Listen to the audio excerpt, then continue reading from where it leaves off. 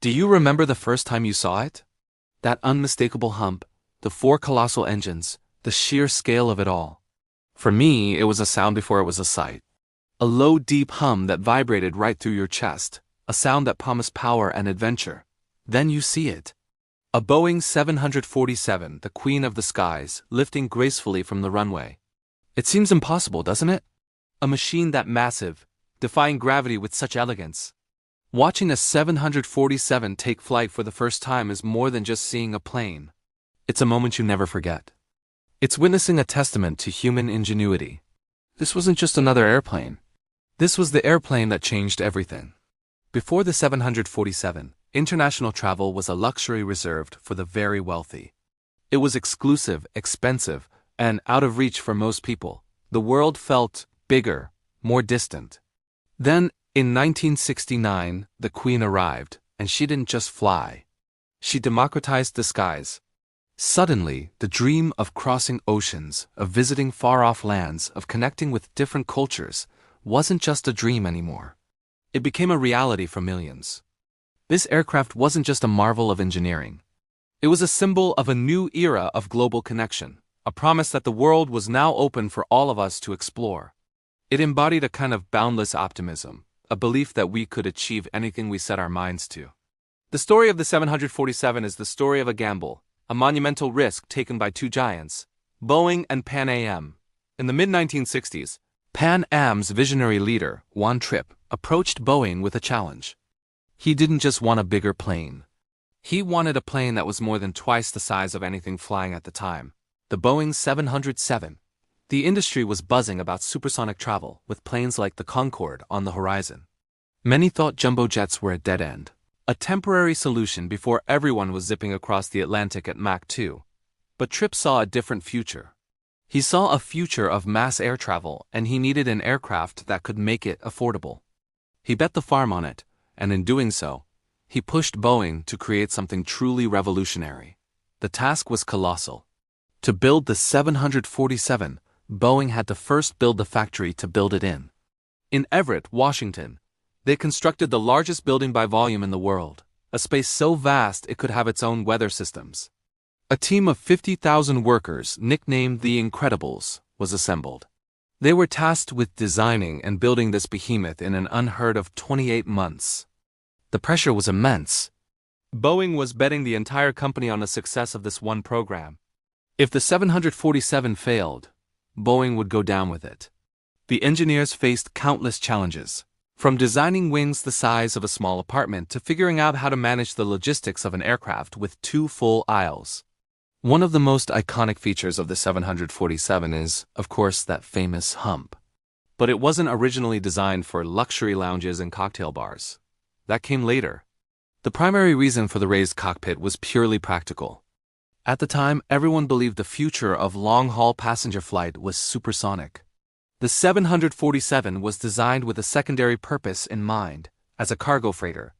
By placing the cockpit above the main deck, it allowed for a nose that could swing open, making it easy to load massive amounts of cargo straight in. This brilliant piece of foresight meant that even if the passenger market moved on to supersonic jets, the 747 would still have a long and profitable life as a king of cargo. It was a built-in insurance policy that turned out to be one of its most beloved features. On February 9, 1969, the world held its breath. The first 747, City of Everett, painted in the classic Boeing livery, rolled out onto the runway for its maiden flight. Imagine the nerves of the test pilots, Brian Weigel and Jack Waddell. They were about to fly a machine larger and heavier than any passenger aircraft in history. As the four Pratt & Whitney engines spooled up with their characteristic roar, the giant began to move. It accelerated down the runway, and then, with what witnesses described as surprising grace, it lifted into the air. The Queen had taken flight. The gamble had paid off. The flight was a stunning success, and it marked the beginning of a new chapter in aviation history. The era of the jumbo jet had officially begun. The impact on passengers was immediate and profound. Stepping inside a 747 for the first time was like entering a different world. The sheer space was astonishing. Instead of a single cramped tube, you had a wide body cabin with two aisles, creating a sense of openness never before experienced on an airplane. Airlines got creative with all that extra room. Some installed piano bars on the upper deck, others created lavish lounges. Flying was no longer just about getting from A to B, it became an event, an experience. The 747 brought a touch of glamour and excitement back to air travel, even as it made it more accessible. It was a flying ocean liner, a palace in the sky that made the journey almost as exciting as the destination itself. But the 747's greatest legacy is how it connected the world. By dramatically lowering the cost per seat, it opened up international tourism on an unprecedented scale. Families could afford to visit relatives on other continents. Students could take gap years and backpack across Asia. Businesses could expand globally, fostering international trade and collaboration. The Queen of the Skies was a cultural ambassador, carrying millions of people and their ideas across borders, fostering understanding, and making our planet feel just a little bit smaller and a lot more connected. It powered the first wave of globalization, shaping the world we live in today in ways we often take for granted.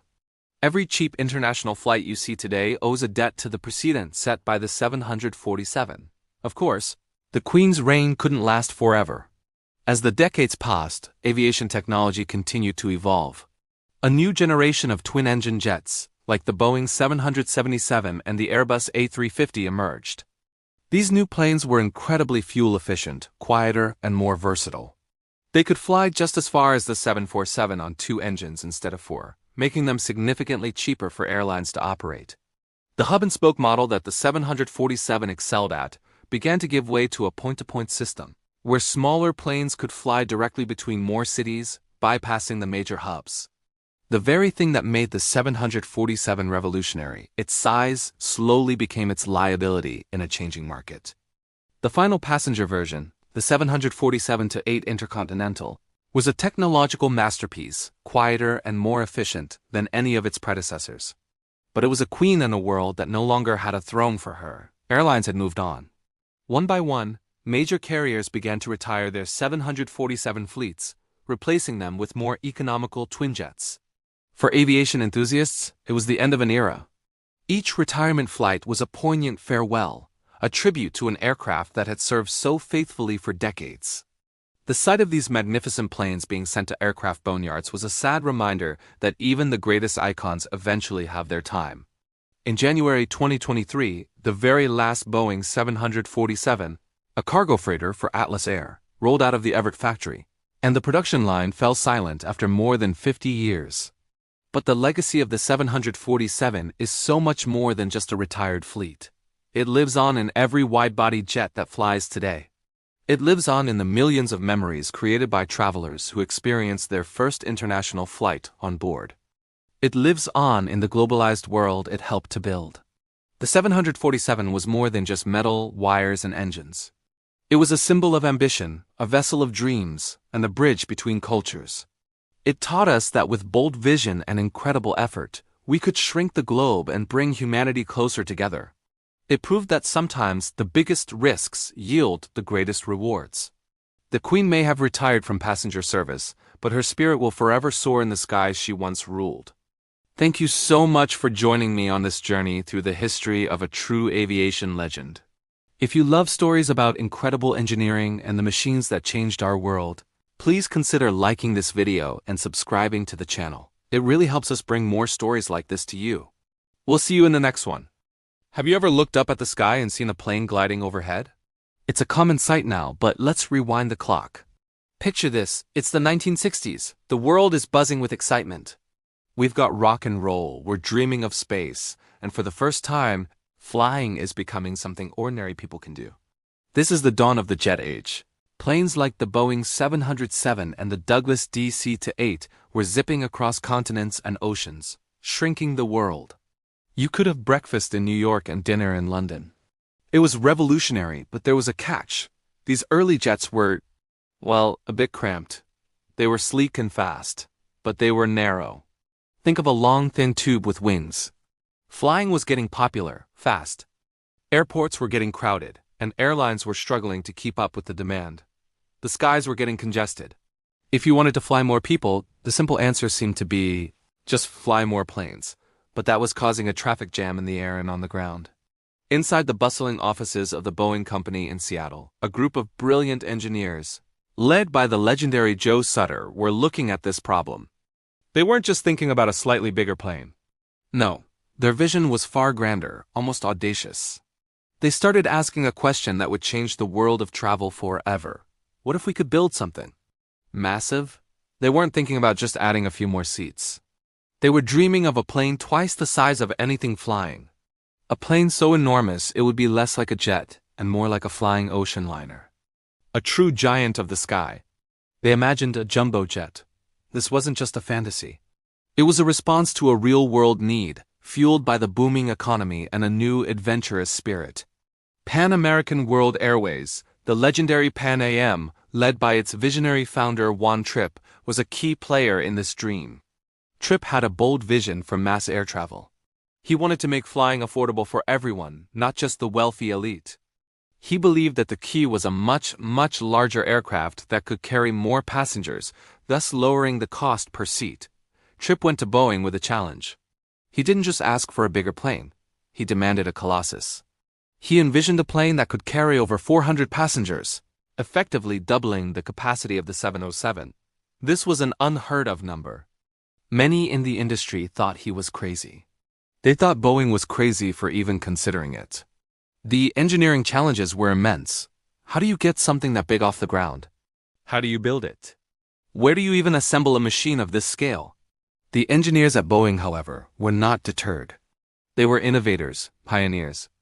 They saw this not as an impossible task, but as the next great leap in aviation. They codenamed their secret project the 747. One of the most fascinating aspects of this early design phase was the debate about the plane's shape. How do you fit so many people inside an airplane? The initial idea was to create a double-decker aircraft, literally two fuselages stacked on top of each other. Imagine two 707s, one on top of the other. It was a logical idea, but it came with a host of problems. Evacuating a two-story plane in an emergency would be a nightmare. The structural complexity and weight would be enormous. So the design team went back to the drawing board. They came up with a radical, game-changing solution. A single, incredibly wide fuselage. Instead of stacking passengers vertically, they would place them side by side in a vast open cabin. This twin-aisle concept was revolutionary. It would not only allow for more seats, but would also create a sense of space and comfort never before experienced on an airplane. No more feeling like you were stuck in a narrow tube. This would feel like a room, a hall flying through the clouds. And then there was that hump. That iconic, instantly recognizable hump. Where did that come from? Well, in the 1960s, many experts, including those at Boeing, believed that the future of long-haul travel was supersonic. They were developing the 2707, America's answer to the Concorde. They thought that this new jumbo jet, the 747, might have a relatively short life as a passenger plane before being replaced by faster, supersonic jets. So they designed it with a dual purpose in mind. They planned for its second life as a cargo freighter. To make it an effective cargo plane, you need to be able to load large containers through the front. The best way to do that? A nose that could hinge and open upwards. But if the nose opens, where does the cockpit go? The brilliant solution was to place the cockpit asterisk above asterisk the main deck, creating a small upper level. This created that distinctive bulge, that hump. Initially, this space was just for the flight deck, but it was soon realized it could be used as a lounge, a bar, or for first-class seating. It became the most exclusive piece of real estate in the sky. So the basic shape was born, a massive, single-deck, wide-body fuselage with a raised cockpit, creating a small upper deck. This design was a perfect compromise. It could carry an unprecedented number of passengers in comfort, and it was future-proofed for a second career as a cargo hauler. With the concept locked in, Boeing and Pan Am shook hands on a deal in 1966. It was more than just a business transaction. It was a gamble of epic proportions. Boeing bet the entire company on this project. They had to build an entirely new factory, the largest building by volume in the world, just to assemble the 747. The investment was so massive that if the 747 failed, it would have taken Boeing down with it. Pan Am, in turn, placed an order for 25 of these giants, a multi-billion-dollar commitment in today's money, long before the first one had even been built. The pressure was on. The team, who affectionately became known as the Incredibles, had just 28 months to go from a conceptual drawing to a fully functional, flying prototype. It was an impossibly tight deadline for a project of this complexity. The world watched, skeptical but fascinated. Could they pull it off? Could they turn this dream of a sky giant into a reality? The stage was set for one of the greatest engineering sagas of the 20th century. The dream was powerful, the design was revolutionary, and the stakes couldn't have been higher. The journey to create the Queen of the Skies had just begun. Thanks so much for watching. It's been a blast diving into the origins of this legendary aircraft. If you enjoyed this journey back in time, please hit that like button and subscribe to the channel for more stories from a golden age of aviation. Let me know in the comments what your first memory of the 747 is. See you in the next one. Ever dreamed of flying to the other side of the world? Today we take that for granted. But just a few decades ago, international travel was an exclusive luxury, a privilege for the very wealthy. That all changed because of one airline and its relentlessly ambitious leader. This is the story of Pan American World Airways and its founder, Juan Trippe. Pan Am wasn't just an airline. It was an American icon, a symbol of the golden age of air travel. For millions, the distinct blue globe logo on the tail of a Pan Am plane was their first glimpse of the world, and the man behind this empire? Juan Trippe. A name you might not know, but whose vision shaped the way we travel today. Trippe wasn't just an airline executive. He was a pioneer, a risk-taker, and a dreamer. He saw aviation not just as a business, but as a force to connect people and cultures. Born in 1899, Trippe was a Yale graduate and a former Navy pilot. He founded Pan Am in 1927, starting with a humble mail route from Key West, Florida, to Havana, Cuba. But Trippe's ambitions were never humble. He saw a future where the skies were not a barrier, but a highway. In the 1930s and 40s, while others saw oceans as insurmountable obstacles, Trippe saw opportunities. He pushed for the development of the famous flying boats, like the China Clipper, which pioneered the first scheduled trans-Pacific and transatlantic passenger routes. These were grand romantic voyages, but they were slow, incredibly expensive, and catered only to the elite. Trippe was proud of these achievements, but he was far from satisfied. His true revolutionary dream was something much bigger. He didn't just want to fly the rich. He wanted to fly everyone. He envisioned a world where a teacher, a mechanic, or a student could afford to see Paris, Tokyo, or Rio de Janeiro. He believed in the democratization of air travel, the idea of a chicken in every pot and an airplane ticket in every pocket. This wasn't just a marketing slogan. It was his core philosophy. By the late 1950s and early 1960s, the jet age had arrived. Planes like the Boeing 707 and the Douglas DC-8 were slashing travel times and making the world feel smaller. Pan Am was at the forefront, leading the charge into this new era. Flights that once took days now took mere hours. Business was booming. International travel was growing faster than anyone had predicted. Airports were getting more and more congested. Trippe saw this explosive growth not as a problem, but as proof that his vision was coming true. The demand was there. People were desperate to fly. But there was a bottleneck. The jets of the day, like the 707, typically carried around 150 to 180 passengers. To meet the soaring demand, airlines had to fly more and more planes, leading to crowded skies and packed terminals. Trippe realized that simply adding more of the same planes was not a sustainable solution. It was inefficient. The costs for fuel, for crews, for airport slots were too high. To truly bring down the price of a ticket and make air travel accessible to the masses, he needed a fundamental change. He needed to achieve economy of scale. This is where the story takes a legendary turn. In the mid-1960s, Juan Trippe had a conversation with his friend Bill Allen, the president of Boeing. The exact details are the stuff of aviation legend, often recounted as happening on a fishing trip or over a handshake deal. But the essence of the conversation is undisputed. Trippe didn't just ask for a slightly bigger plane. He presented Boeing with a challenge that sounded, to most people in the industry, completely insane. He told Allen he wanted a single aircraft that could carry more than double the number of passengers of any existing jetliner. He didn't want 200 passengers, or 250. He threw out a number that seemed to come from science fiction: 400 passengers. Think about that for a moment. In an era when the biggest planes carried 180 people, he was asking for a behemoth that could carry an entire small town. The engineers at Boeing were stunned. The industry was skeptical. Could such a plane even get off the ground? How could you build an engine powerful enough? How would airports even handle the logistics of boarding and deboarding 400 people at once? Many believed it was a fool's errand, a gamble too big for even a giant like Boeing. They thought Trippe had finally lost his mind. But Juan Trippe was not a man who was easily deterred by skepticism. He was convinced that this was the only way forward. He understood a simple economic principle. If you could fly twice the number of passengers on a single flight for less than twice the cost, you could slash the price of each individual ticket. A bigger plane meant lower seat mile costs. Lower costs meant lower fares. And lower fares meant that the dream of mass international travel could finally become a reality. He wasn't just ordering a new airplane. He was commissioning a revolution. Pan Am committed to a massive order for 25 of these unproven, unbuilt theoretical giants, a financial risk that was unprecedented in corporate history. The deal was worth over $500 million in 1966, that's billions in today's money.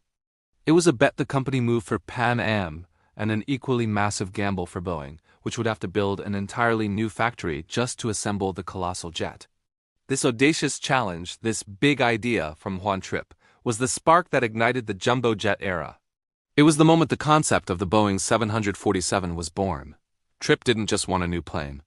He wanted a paradigm shift. He was forcing the industry to leapfrog into the future. He knew that if Boeing could build it, the people would come. And they would come by the hundreds on every single flight, finally making his lifelong dream of affordable flight for all a tangible reality. The stage was set for the creation of an icon, a plane that would change the world forever. Thanks for watching. If you're enjoying this journey through aviation history, make sure to hit that like button and subscribe to the channel so you don't miss the next chapter, where we'll dive into the monumental engineering challenge of building the Queen of the Skies. See you next time. In the grand saga of aviation, some figures loom large, their names synonymous with flight itself. But behind the roar of the engines and the gleam of polished aluminum, there are quieter heroes, architects of the sky whose stories are often written in blueprints and slide rules, not headlines. Today we're going to talk about one such man, Joe Sutter, the unassuming engineer who became the father of an icon, the Boeing 747.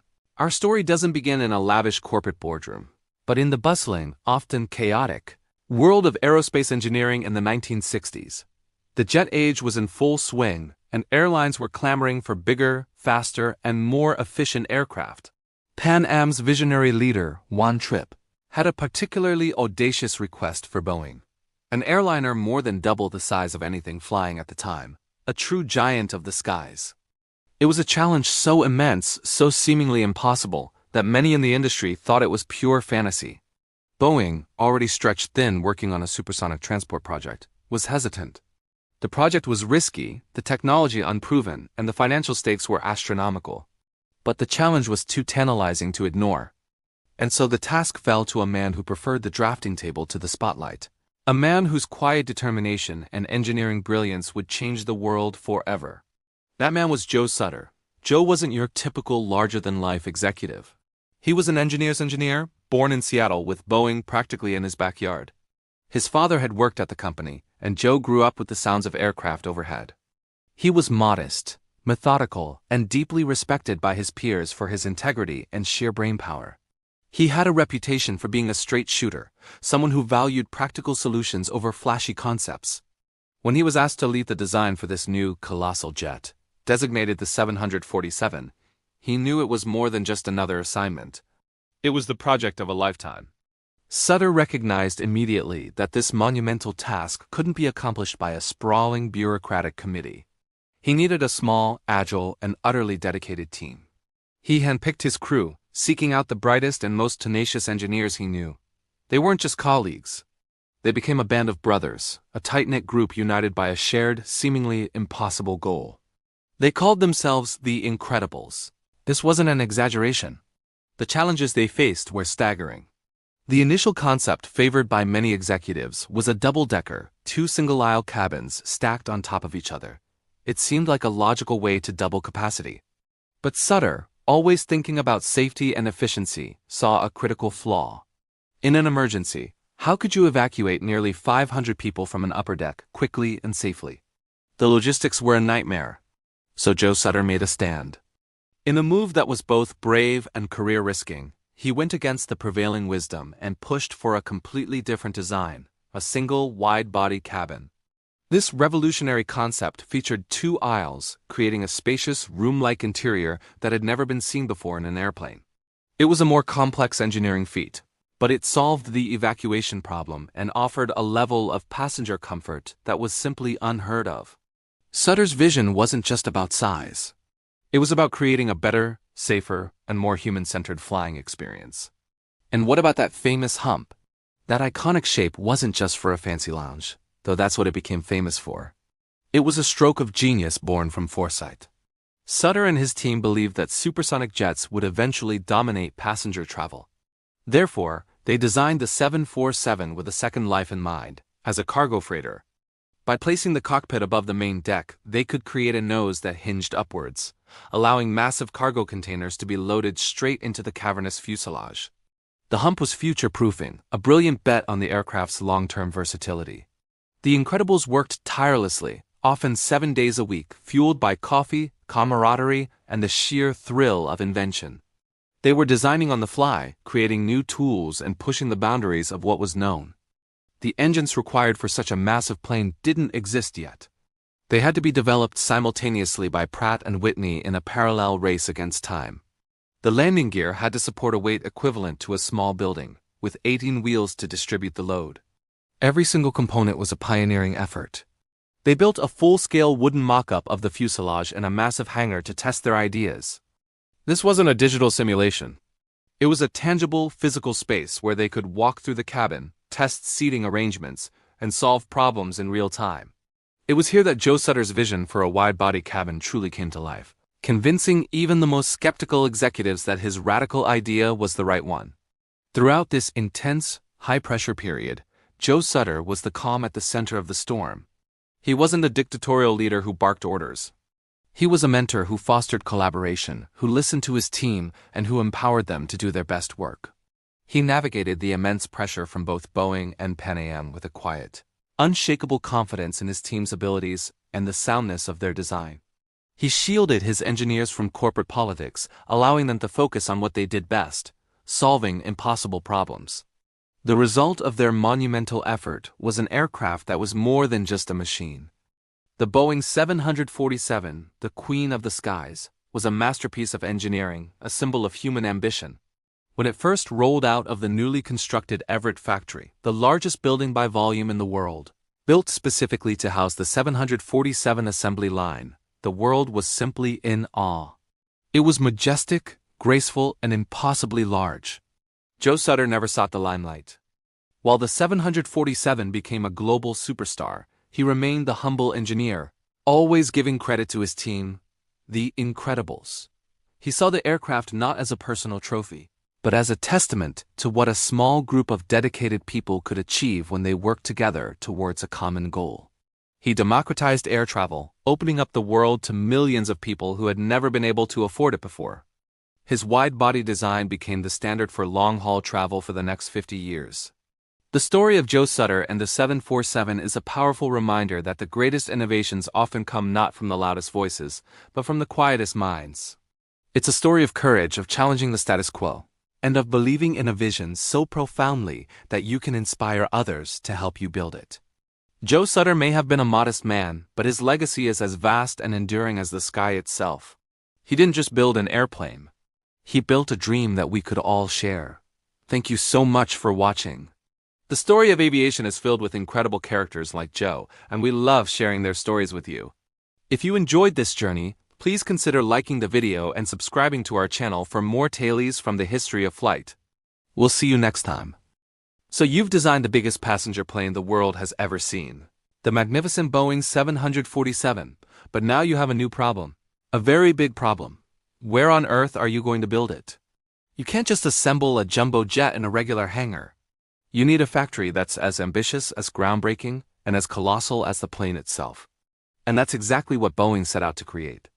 Welcome to Chapter 4 of our story, building Everett, the world's largest building by volume. In the mid-1960s, Boeing scouted for a location. They needed space, and lots of it. They found their spot in Everett, Washington, about 30 miles north of Seattle. It was a massive 780-acre plot of undeveloped, forested land adjacent to Payne Field, a former military airbase. Perfect, but undeveloped was an understatement. This was a rugged, hilly, and densely wooded area. Before they could even lay a single foundation stone, they had to move more earth than was moved during the construction of the Grand Coulee Dam. Think about that for a second. An entire landscape had to be reshaped just to prepare the ground. Crews worked around the clock, leveling hills and filling ravines in what became one of the largest earth-moving projects in history. The sheer scale of this undertaking was mind-boggling. The goal was to create a single building large enough to house the entire 747 assembly line. Not just one plane, but multiple jumbo jets in various stages of construction, all at the same time. The final dimensions are staggering. The Everett factory covers 98.7 acres under a single roof. That's over 4.2 million square feet. To put that into perspective, you could fit all of Disneyland inside with more than 10 acres to spare. You could fit 90 professional basketball courts or 74 NFL football fields inside. It is, by volume, the largest building on the planet, enclosing a staggering 472 million cubic feet of space.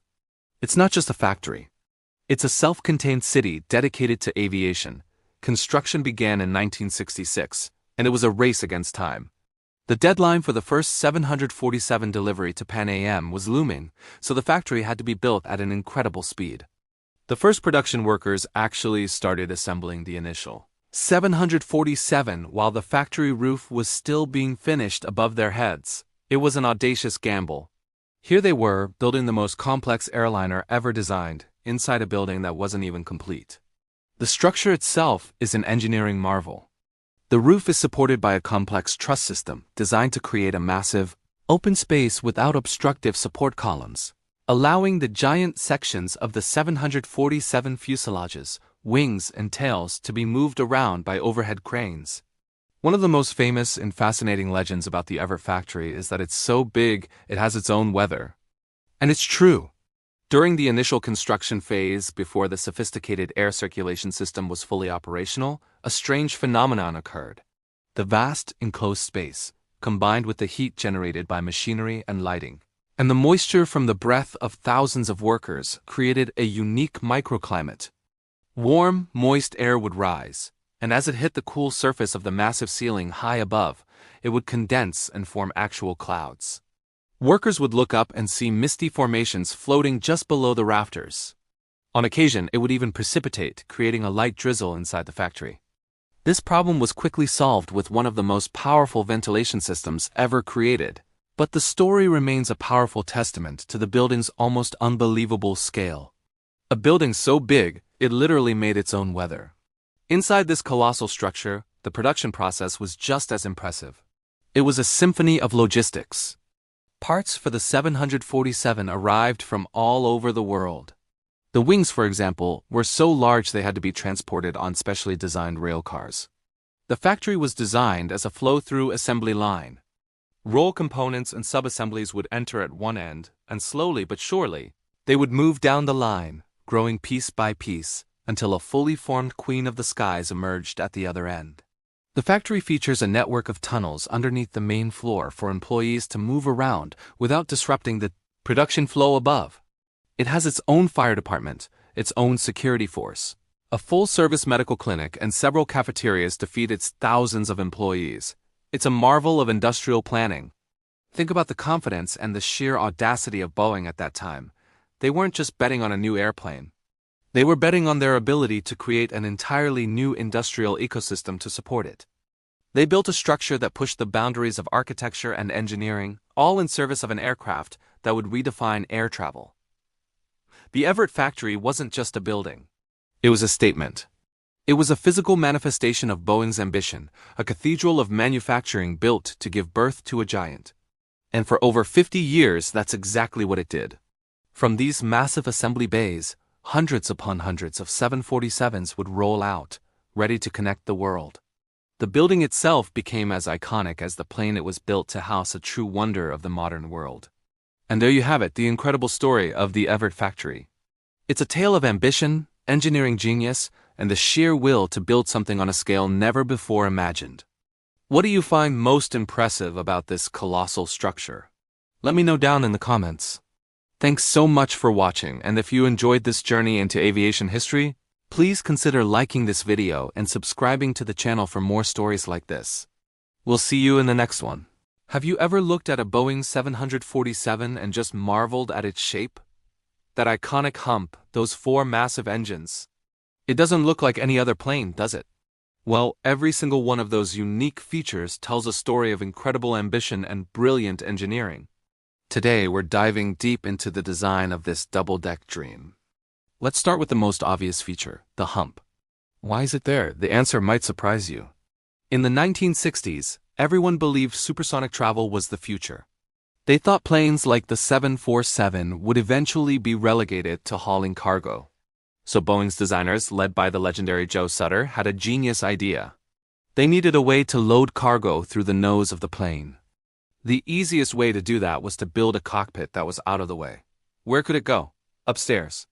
By placing the cockpit on an upper deck, they created a clear path for a front-loading cargo door.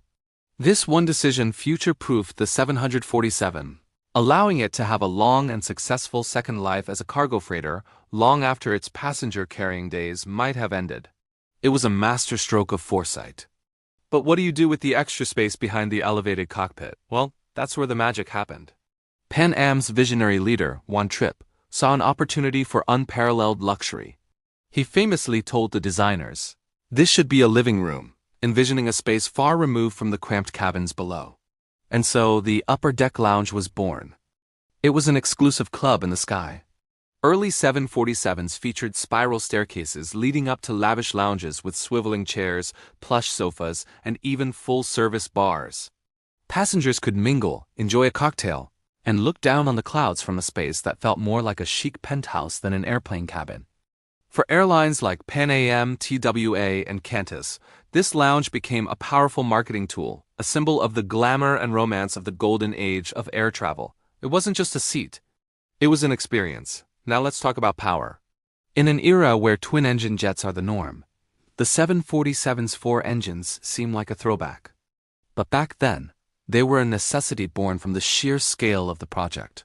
The 747 was designed to be more than twice the size of any existing airliner. The engines of the day simply weren't powerful enough to lift such a behemoth with just two, they needed four. This led to the development of the revolutionary high-bypass turbofan engines, like the Pratt & Whitney JT9D. These engines were not only more powerful but also significantly quieter and more fuel-efficient than the older turbojets. The four-engine layout provided immense power and, crucially, a huge margin of safety for long-haul flights over vast oceans. It gave both pilots and passengers the confidence needed to fly across the globe in this new giant of the skies. The four engines became a signature part of the 747's identity, projecting an image of strength and reliability. But all that power would be useless without the right wings to provide lift. The 747's wings were another engineering marvel. To get this 350-ton aircraft off the ground, the wings needed to be enormous, with a span almost as wide as a football field is long. But they also needed to be efficient at high cruising speeds. The solution was a revolutionary new wing design. It featured a significant sweep-back angle, which is excellent for high-speed flight, reducing drag and allowing the plane to cruise efficiently at close to the speed of sound. But what about takeoff and landing? To generate enough lift at low speeds, the designers incorporated an incredibly complex system of flaps and slats along the entire length of the wing's leading and trailing edges. When extended, these surfaces dramatically increase the wing's surface area and curvature, creating immense lift for takeoff and allowing for surprisingly slow and stable landing speeds for such a heavy aircraft. This intricate high-lift system was one of the most advanced of its time, a perfect blend of aerodynamic grace and mechanical muscle. So when you put it all together, what do you get? You get the queen of the skies. The 747 is a perfect symphony of style and practicality. The cockpit was moved upstairs for cargo, but that decision inadvertently created the world's most exclusive airborne lounge. The four engines were a practical necessity for power, but they became a symbol of the plane's majestic presence. The complex wings were an engineering solution to a physics problem, but they gave the aircraft its graceful, soaring profile. Every curve, every component tells a part of this story. The 747 wasn't just designed, it was sculpted. It represents a moment in time when engineers were dreamers, when airlines sold romance, and when flying was an adventure. It's a testament to what happens when you dare to think big, really, really big. It's more than just a machine. It's a landmark of human achievement that continues to inspire awe decades after its first flight. Thank you so much for joining us on this journey into the design of the 747. It's a story we're passionate about, and we hope you enjoyed it. If you did, please consider liking this video and subscribing to our channel for more deep dives into the world of aviation. We'd love to have you along for the ride. See you next time. Hello everyone, and welcome back to our series on the Titans of the Sky. In our last chapter, we saw how Pan Am's bold vision and Boeing's ambitious gamble set the stage for an aviation revolution. Today we dive into the nuts and bolts, literally, of how that dream took physical form. This is the story of the birth of the first jumbo jet, the magnificent Boeing 747 Ship No. 1, also known as the City of Everett. Imagine a scene of controlled chaos in Everett, Washington. In the late 1960s, the factory itself was a marvel. The largest building by volume in the world, a cathedral built to house a giant. But even this immense space was barely enough. Inside, a dedicated army of over 50,000 workers, nicknamed the Incredibles, toiled day and night. They were racing against an impossibly tight deadline. A promise made to Pan Am to deliver the first plane by 1969. The pressure was immense. These weren't just assembly line workers. They were pioneers. They were building something that had never existed before. Every single part of the 747 was a new frontier.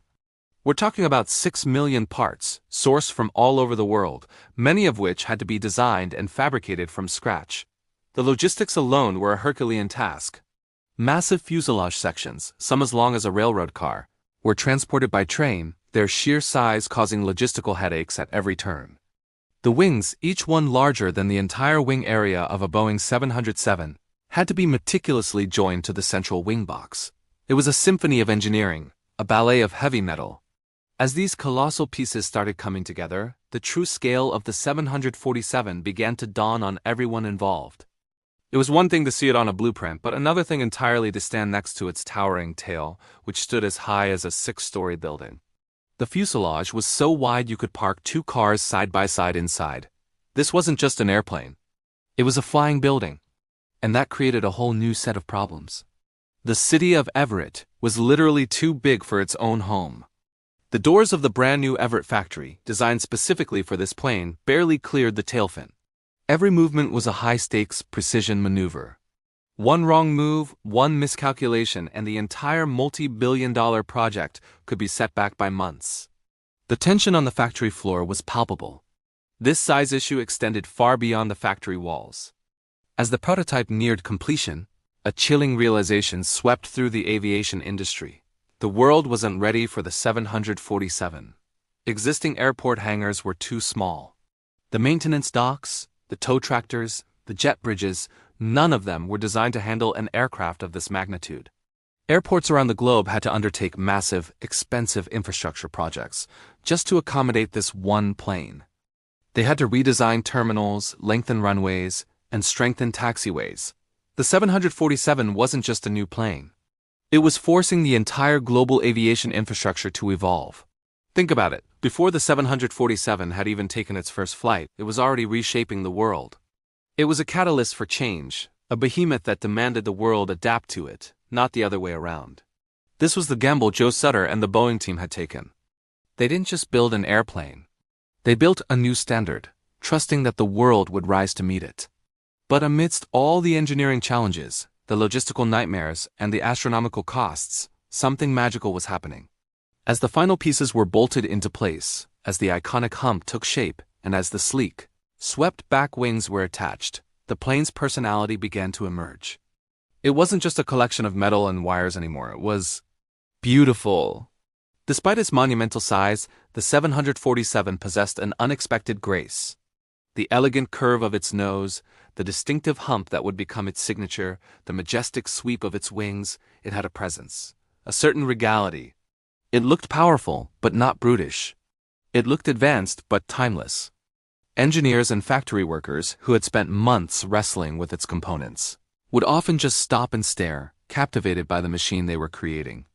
It was a testament to the idea that form and function could coexist in perfect harmony, even on the grandest of scales. This raw, undeniable beauty was a powerful motivator. It gave the exhausted workers a sense of purpose.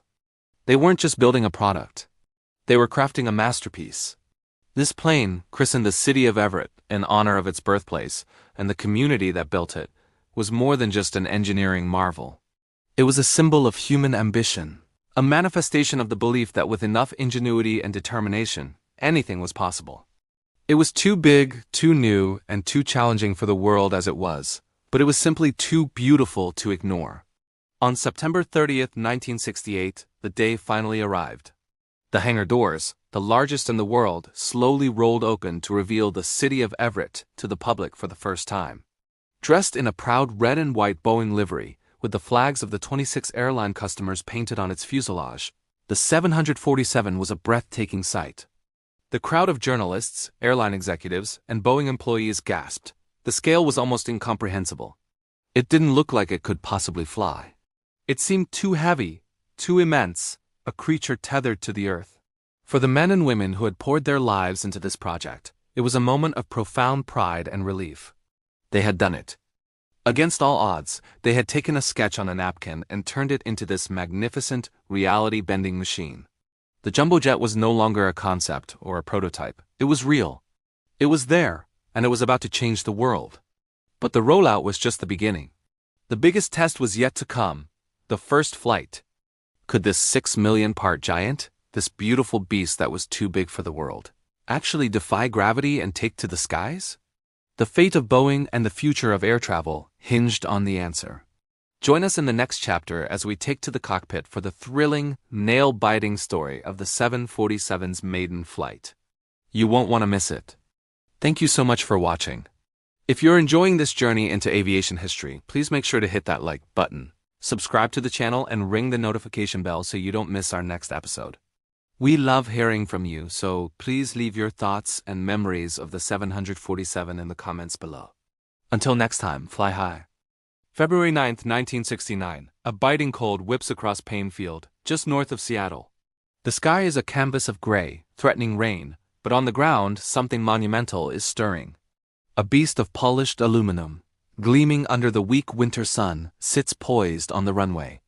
It's a giant unlike anything the world has ever seen. The tail alone is as tall as a 6-story building. Its wingspan is longer than the Wright brothers' entire first flight.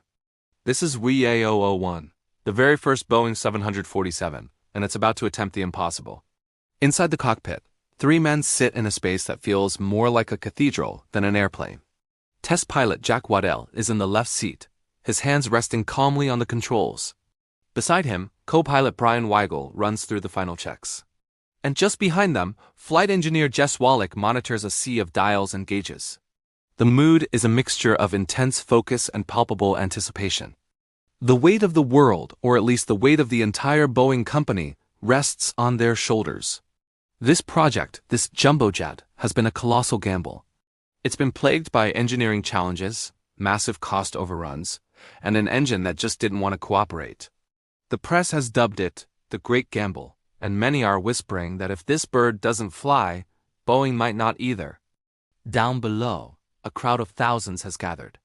Boeing employees, their families, journalists, and aviation enthusiasts from all over have come to witness history.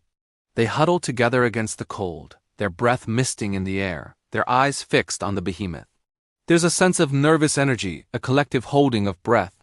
Can something this massive, this audacious, truly conquer the sky? The world is watching, half in awe, half in fear. They've seen the pictures, they've read the stories, but seeing it in person is something else entirely. It looks too big, too heavy, too impossible to leave the ground. Back in the cockpit, the pre-flight checklist is complete.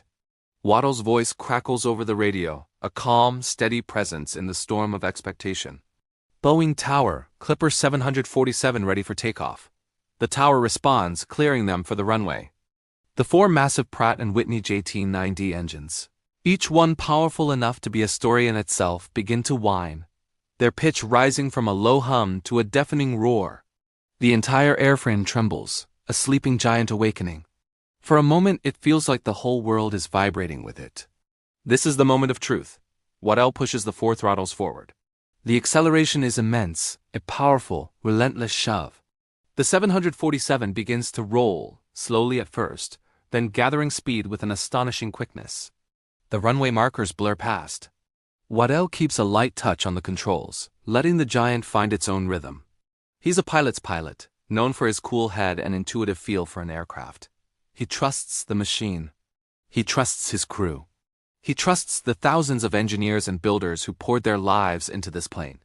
Inside, the roar is all-encompassing, a symphony of raw power. 155 knots. The nose wheel lifts off the tarmac. A cheer erupts from the crowd below, a wave of sound that tries to compete with the engines. The aircraft is balanced delicately on its main gear, racing down the last stretch of runway. Then, with a grace that defies its incredible size, the Queen of the Skies lifts into the air. She's flying. The giant is airborne. The date is February 9th, 1969, and the age of mass air travel has just begun. For those on the ground, it's a sight they'll never forget. The 747 climbs, not with brute force, but with a surprising elegance. It banks gently, its enormous wings carving a smooth arc against the gray clouds. The distinctive hump of its upper deck, which gives it its iconic profile, is clearly visible. The impossible has become a reality. People are cheering, some are crying, strangers are hugging each other. They are witnessing more than just a successful test flight. They are watching the future take wing. This single event would shrink the globe, making international travel accessible and affordable for millions. But for Waddell, Weigel, and Wallach, the work has just begun. As they ascend, a minor issue appears. A section of the wing flaps, critical for low-speed flight and landing, isn't retracting properly. It's a small problem, but in a brand-new, unproven aircraft, any problem is a major concern. With the characteristic calm of seasoned test pilots, they decide not to push their luck. They'll keep the speed down, continue with some basic flight characteristic tests, and bring her home early. The original plan for a 2.5-hour flight is cut short. Safety first. This flight isn't about bravado. It's about data. It's about learning what this new creation can do. They circle over the Cascade Mountains, testing the controls. How does she respond? Is she stable? Is she predictable? Every movement, every vibration, every reading on the gauges is vital information. The plane, despite its size, proves to be remarkably nimble and responsive. Waddell would later famously remark that it was a pilot's airplane, a high compliment meaning it was a joy to fly. The tension in the cockpit begins to ease, replaced by a quiet confidence. The great gamble is starting to look like a winning bet. After about 75 minutes in the air, they begin their approach back to Payne Field. This is perhaps the most critical phase. Landing an aircraft weighing over 300,000 pounds is no small feat, especially with a minor flap issue. The crew works together seamlessly, a well-oiled machine. Waddell guides the giant down, his input smooth and precise. The ground rushes up to meet them. The crowd below falls silent once more, their hearts in their throats. With a gentle puff of smoke from the tires, the 747's main landing gear touches down on the runway. It's a perfect landing. The giant is home. As the plane slows and taxis off the runway, the celebration truly begins. The air fills with the sounds of car horns, cheers, and applause. When the cockpit stairs are finally in place and the door opens, Jack Waddell emerges, a wide grin on his face. He gives a confident thumbs up to the cheering crowd. The image becomes iconic, a symbol of human ingenuity and courage. That first flight, though cut short, was a monumental success. It proved that the concept was sound, that the engineering was brilliant, and that the age of the jumbo jet had arrived.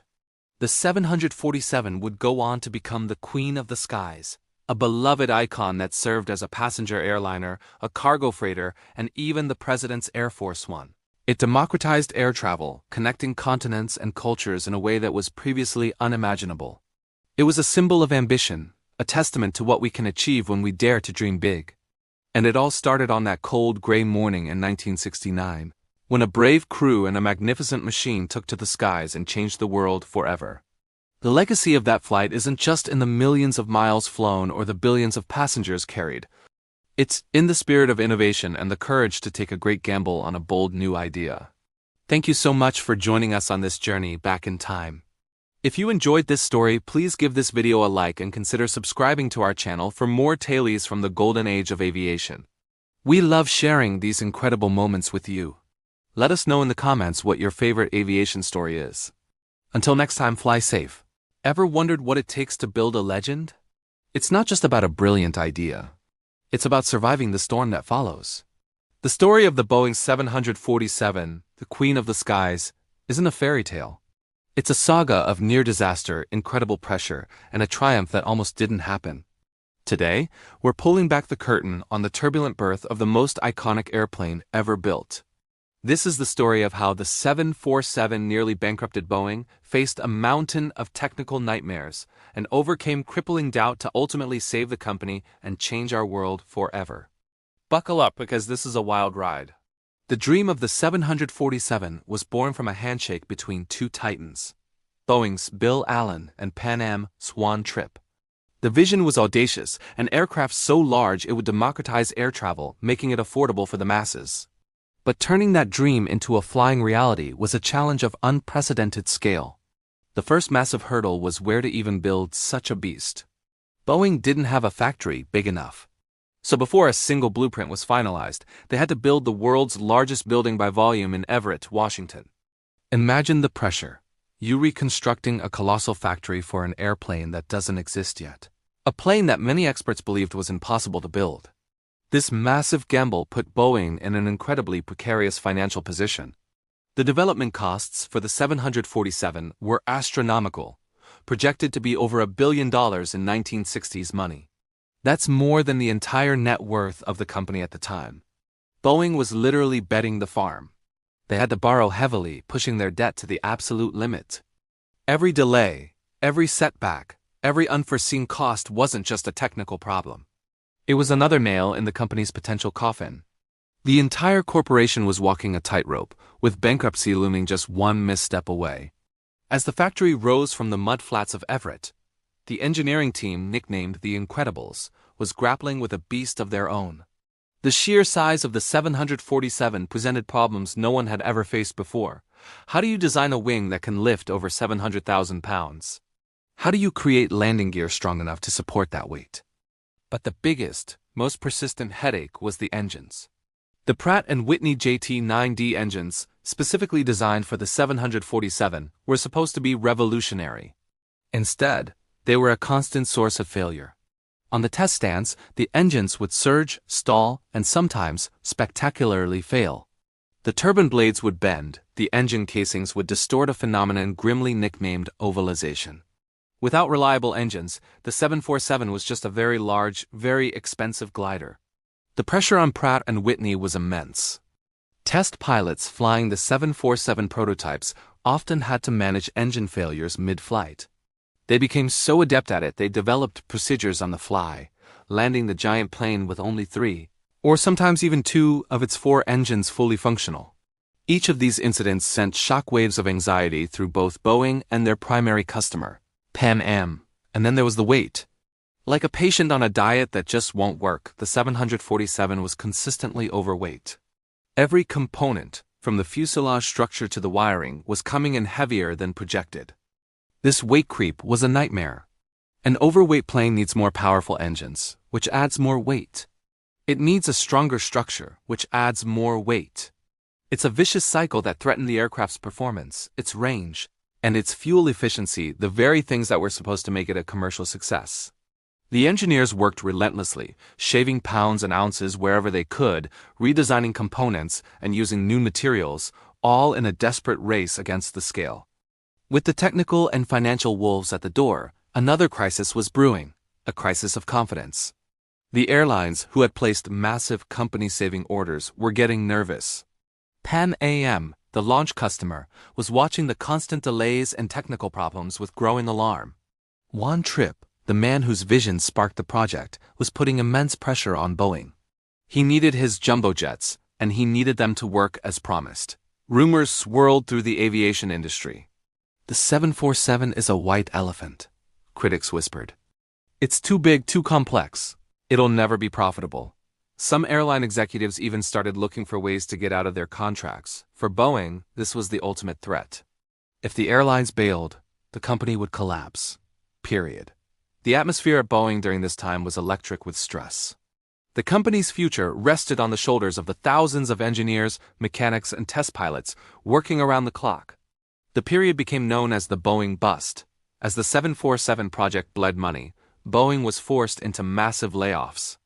In the Seattle area, nearly 60,000 people lost their jobs. The city's economy was devastated. A now famous billboard went up near the airport. "Will the last person leaving Seattle turn out the lights?" It was a dark, desperate time, a stark reminder of what was at stake. The fate of a company, a city, and tens of thousands of families all hinged on making this one airplane fly, and fly well. Against this backdrop of near apocalypse, the moment of truth arrived. On February 9, 1969, the first prototype 747, tail number RA001, was ready for its maiden flight. The world was watching. The press, the doubters, the hopeful employees, and the nervous airline executives all held their breath as the giant aircraft taxied onto the runway. The test pilots, Jack Waddell and Brian Weigel, coolly went through their checklists. The four troubled JT9D engines spooled up. The plane began to roll, slowly at first, then gathering speed, consuming the runway. And then, with a grace that defied its colossal size, it lifted into the air. The Queen had taken flight. The first flight was a success, but it was just the beginning of the end of their problems, not the end itself. The flight test program was intense. While the plane handled beautifully, the engine problems persisted. There was a moment during a flight test when an engine failed so catastrophically that it sent shrapnel into another engine, forcing the crew to shut both down. Yet, the test pilots demonstrated the plane's remarkable resilience, landing it safely.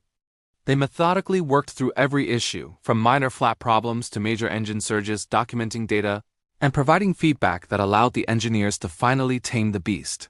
Slowly but surely, they conquered the challenges. Pratt & Whitney, through a Herculean effort, finally fixed the JT9D engine, making it reliable and powerful. The weight issues were managed through clever engineering and modifications. And with each successful test flight, confidence began to return. The airline saw that this wasn't just a big plane. It was an incredibly capable and safe one.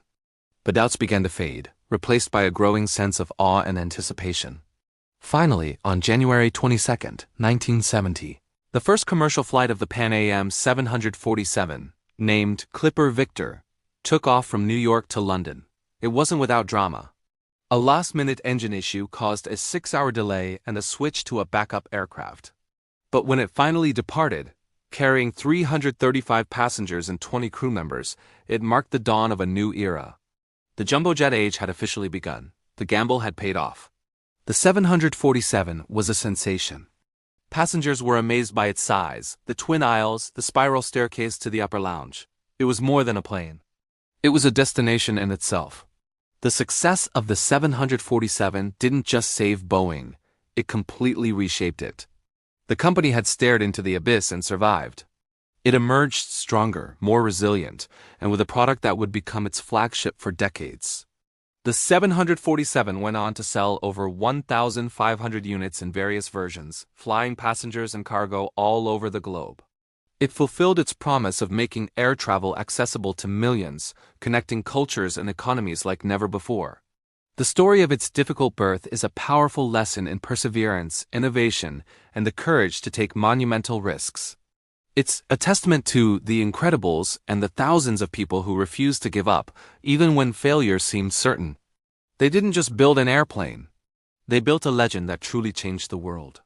Thank you so much for joining us on this journey into the turbulent history of the Boeing 747. It has a story that never fails to inspire. If you enjoyed this deep dive, please give this video a thumbs up and consider subscribing to the channel for more stories about the incredible machines that define our modern world. Don't forget to hit that notification bell so you won't miss our next adventure. See you next time. Upbeat, slightly nostalgic music begins and fades into the background. Hello everyone, and welcome back to our channel. Today, I want you to close your eyes for a moment. Forget cramped seats, paying for checked bags, and tiny packets of pretzels. Instead, imagine this. You're dressed in your finest clothes, you've just been handed a glass of real champagne, and you're about to walk up a spiral staircase. On an airplane. No, this isn't a fantasy. This was the reality of flying in the 1970s, the true golden age of air travel. This was a time when getting on a plane wasn't just about getting from point A to point B. It was an event, a spectacle, a luxury experience in itself. And at the heart of this revolution was one magnificent machine, the Boeing 747, the queen of the skies. When it first took flight, it was unlike anything the world had ever seen. It was massive, majestic, and it completely changed the public's perception of what air travel could be. Airlines of the era, like the legendary Pan Am, TWA, and Braniff International, weren't just transport companies. They were curators of an experience. They saw the sheer size of the 747, not just as a way to fit more passengers, but as a canvas for luxury. The most iconic feature? The upstairs lounge. Pan Am's 747s had a restaurant in the sky on the upper deck, where first-class passengers could enjoy multi-course meals served on fine china with real silverware. Imagine sitting at a proper dining table, clinking glasses with fellow travelers, all while cruising at 35,000 feet. Continental Airlines took it a step further, branding their upper deck the Polynesian Pub. It had a stand-up bar, cozy swivel chairs, and even a Wurlitzer organ for in-flight entertainment. It was a social club in the clouds. Qantas, the Australian airline, had its Captain Cook Lounge, adorned with nautical-themed decor, creating a feeling of a grand ocean liner soaring through the sky. These weren't just lounges. They were destinations within the journey. People would mingle, conduct business meetings, or simply relax and enjoy the novelty of it all. And the luxury wasn't confined to the upper deck. The main cabins, even in economy, were far more spacious than what we're used to today. Seats were wider, there was more legroom, and the overall atmosphere was one of glamour and excitement. Flight attendants, then called stewardesses, were symbols of sophistication, providing impeccable service that made every passenger feel like a VIP. They would carve roast beef from a trolley right in the aisle and pour fine wines from the bottle. Airlines competed fiercely to offer the most extravagant experience. Braniff International Airways was famous for its end-of-the-plane plane campaign, with aircraft painted in bold, solid colors by renowned designer Alexander Gerard. The interiors were just as vibrant, with high-fashion crew uniforms designed by Emilio Pucci. Flying on Braniff was like stepping into a flying art installation. They wanted the journey to be as memorable as the destination. Of course, this level of luxury came at a price. Flying was significantly more expensive back then, relative to average incomes. A ticket that costs a few $100s today could have cost thousands. This exclusivity was part of the allure. Flying was a status symbol, a special occasion that people saved up for and dressed up for. You wouldn't see passengers in sweatpants and flip-flops. Men wore suits and ties, and women wore elegant dresses and hats. Airports were places of excitement and anticipation, not stress and long security lines. So what happened? Why did this golden age come to an end? The main driver was deregulation. The Airline Deregulation Act of 1978 in the United States opened up the market to competition. This was great for consumers in many ways. It made flying accessible to the masses and drove down prices significantly. But to stay profitable in this new competitive landscape, airlines had to start cutting costs. The first things to go were the luxuries. The upstairs lounges were converted into more seating to maximize revenue per flight. The complimentary champagne and multi-course meals were replaced with more cost-effective options. Legroom shrank as airlines tried to fit more seats onto each plane. The focus shifted from providing a luxurious experience to providing efficient, affordable transportation. The romance of travel gave way to the practicality of it. While we can all appreciate the ability to book a spontaneous weekend trip for a reasonable price, it's hard not to feel a little wistful for that bygone era. A time when the journey itself was celebrated. The 1970s weren't just about getting somewhere. They were about traveling in style with a sense of wonder and glamour that has largely vanished from the skies today. The Boeing 747, with its iconic hump and spiral staircase, remains a powerful symbol of that optimistic and extravagant period. It reminds us that for a fleeting, golden moment, flying was truly the most glamorous way to see the world. What do you think? Would you trade today's affordable fares for a chance to experience the golden age of air travel? Let me know your thoughts in the comments below. I love reading your perspectives. Thank you so much for joining me on this journey back in time. If you enjoyed this video, please give it a thumbs up and consider subscribing to the channel for more stories like this. Ring that notification bell so you don't miss our next adventure. Until then, fly safe. Hello everyone, and welcome back to our journey through the history of aviation. Today, we're diving into a truly monumental chapter, one that reshaped our planet and our perception of it. This is the story of how one magnificent aircraft didn't just fly, but reigned. We're talking about the era of the Boeing 747, a time when the skies were truly full of queens. As we entered the 1970s, the world was on the cusp of a new age of travel, and the 747 was the key that unlocked it. This wasn't just an evolution, it was a revolution. Imagine, for a moment, the sheer scale of this machine. With its distinctive hump and 4 powerful engines, it was unlike anything the public had ever seen. When Pan Am introduced the first commercial 747 flight in January 1970, it marked the beginning of the jumbo jet era. Suddenly, the dream of affordable long-haul travel was no longer a dream, it was a reality, taxiing for takeoff. The 747's impact was immediate and profound. Its massive passenger capacity, nearly double that of its predecessors, drastically lowered the cost per seat. This was the democratization of air travel. A flight from New York to London, once a luxury reserved for the wealthy elite, became accessible to the middle class. Students could go backpacking across Europe, families could reunite across continents, and business could be conducted face-to-face on a global scale. The 747 wasn't just transporting people. It was transporting cultures, ideas, and opportunities. Airlines around the globe rushed to add the Queen of the Skies to their fleets. British Airways, Qantas, Lufthansa, Japan Airlines soon. The iconic silhouette of the 747 was a common sight at every major international airport. It became the undisputed face of global travel. When you saw a 747, you thought of adventure, of distant lands, of the thrill of crossing an ocean while you slept, ate, or watched a movie. It was a flying hotel, a symbol of progress and connection. From the bustling hub of London Heathrow to the vibrant energy of Tokyo's Narita, the 747 was the thread connecting the world's great cities. Think about the routes it conquered. The treacherous vast expanse of the Pacific Ocean? The 747 tamed it, turning a daunting journey from Los Angeles to Sydney into a routine flight. The historic transatlantic route, the lifeline between Europe and North America? The 747 owned it, with dozens of jumbos crossing the pond every single day. It flew over the icy landscapes of the North Pole on polar routes, connecting continents in the most direct way possible. It didn't just fly over deserts, mountains, and oceans. It stitched them together, shrinking the globe with every flight. Inside, the 747 offered a level of comfort and novelty that was unheard of.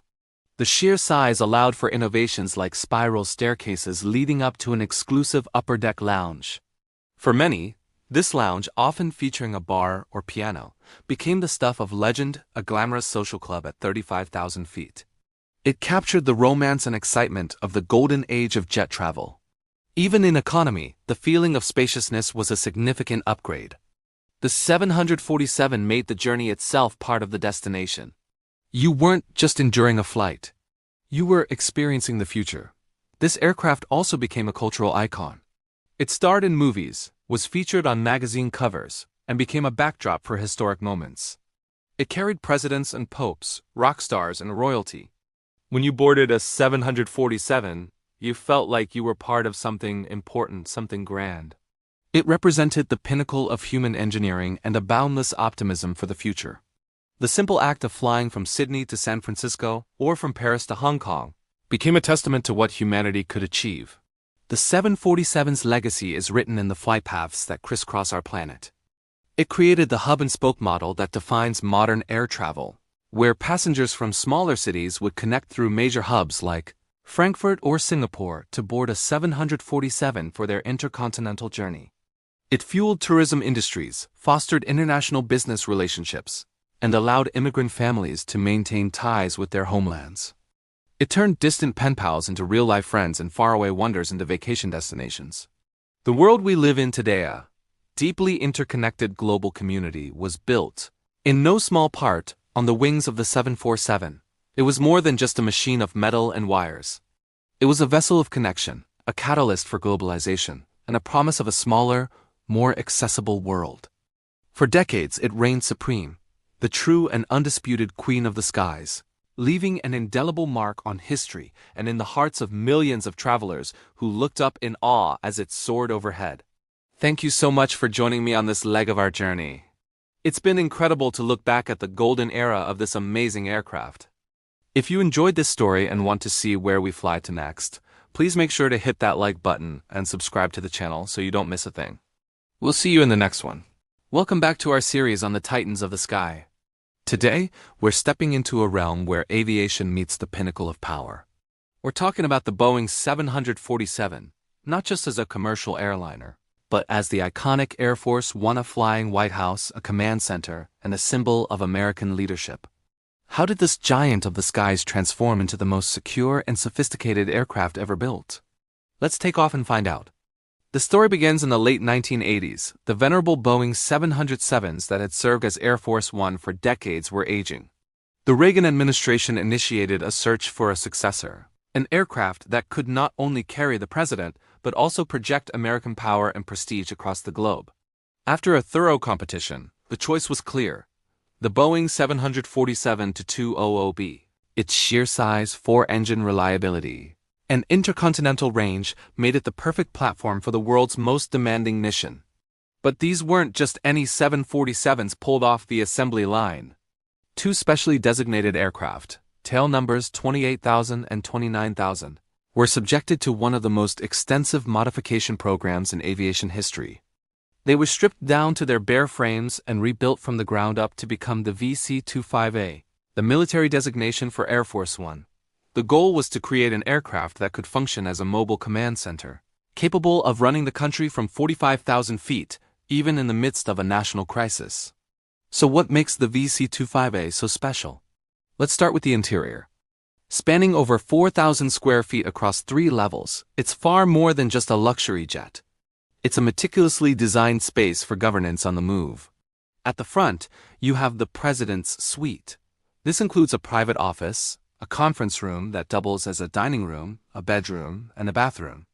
This is the President's Sanctuary, a place to work, hold sensitive meetings, and rest during long-haul flights across multiple time zones. It's equipped with the latest secure communication technology, allowing the President to be in constant, encrypted contact with world leaders and military commanders on the ground. Moving back, the aircraft houses offices for senior staff, a guest seating area, and dedicated spaces for the press corps that often travels with the president. There's also a fully equipped medical facility that is essentially a flying emergency room. It includes an operating table, extensive medical supplies, and is always staffed by a doctor and a nurse. In a medical emergency, this facility can provide immediate, critical care. This isn't just a precaution. It's a vital component of ensuring the continuity of leadership. But the real magic of Air Force One lies in what you can't see. The aircraft is a fortress in the sky. Its electronic systems are hardened to withstand the electromagnetic pulse from a nuclear detonation. It's equipped with advanced secure communications, both encrypted and non-encrypted, giving it global reach. For defense, it has a suite of countermeasures, including electronic jammers to thwart enemy radar and flares to decoy heat-seeking missiles.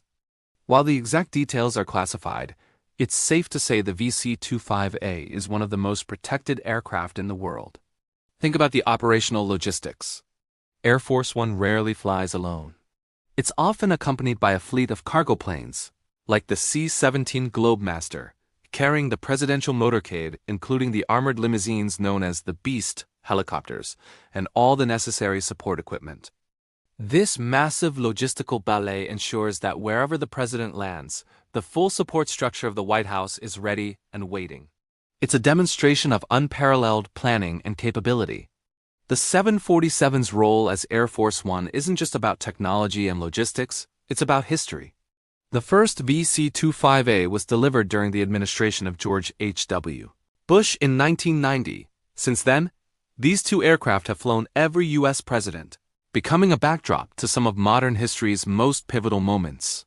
They've transported presidents to summit meetings, peace negotiations, and state visits around the globe. Imagine the conversations that have taken place within its conference room, the decisions made in the flying Oval Office.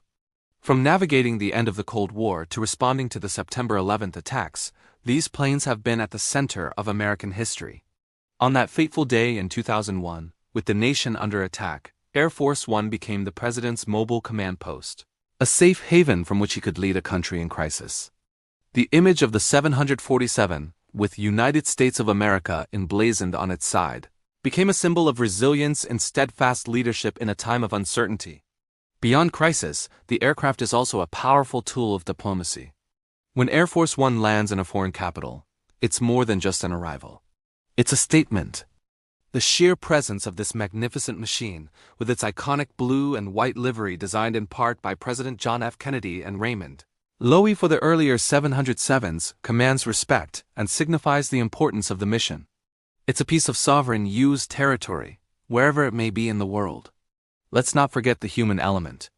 The crew of Air Force One is handpicked from the best of the U.S. Air Force. The Presidential Airlift Group, based at Andrews Air Force Base, operates with a standard of perfection. Every detail, from flight planning and maintenance to the in-flight service, is executed with flawless precision. The galleys on board can prepare up to 100 meals at a time, capable of feeding the president, staff, and guests for extended periods without needing to be resupplied. As we look to the future, the era of the 747 as Air Force One is drawing to a close.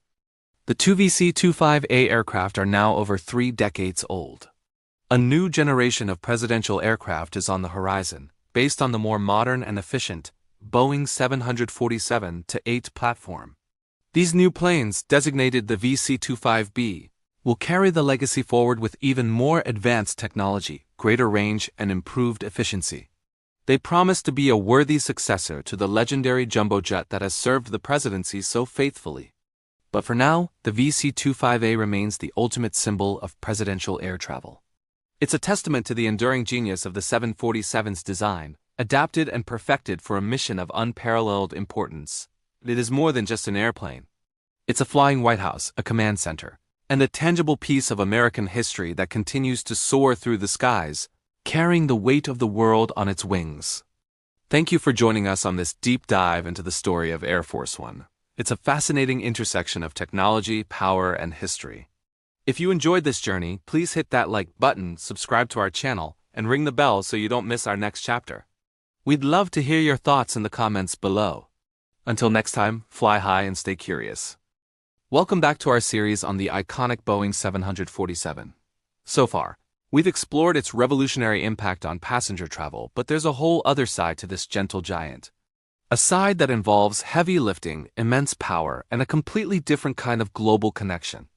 Today, we're diving into Chapter 12, Freight in the Sky, and we're crowning the 747 as the undisputed cargo queen. From the very beginning, Boeing envisioned the 747 having a dual life. They knew that its sheer size, which made it perfect for carrying hundreds of passengers, also gave it unparalleled potential for hauling cargo. This foresight was pure genius. While passengers were marveling at the spiral staircases and upper deck lounges, a revolution was quietly happening in the world of air freight. The 747 wasn't just an incremental improvement. It was a quantum leap. It could carry more cargo, farther and faster than any plane before it. The secret to its success? It's all about the design. Remember that distinctive hump? It wasn't just for a fancy lounge.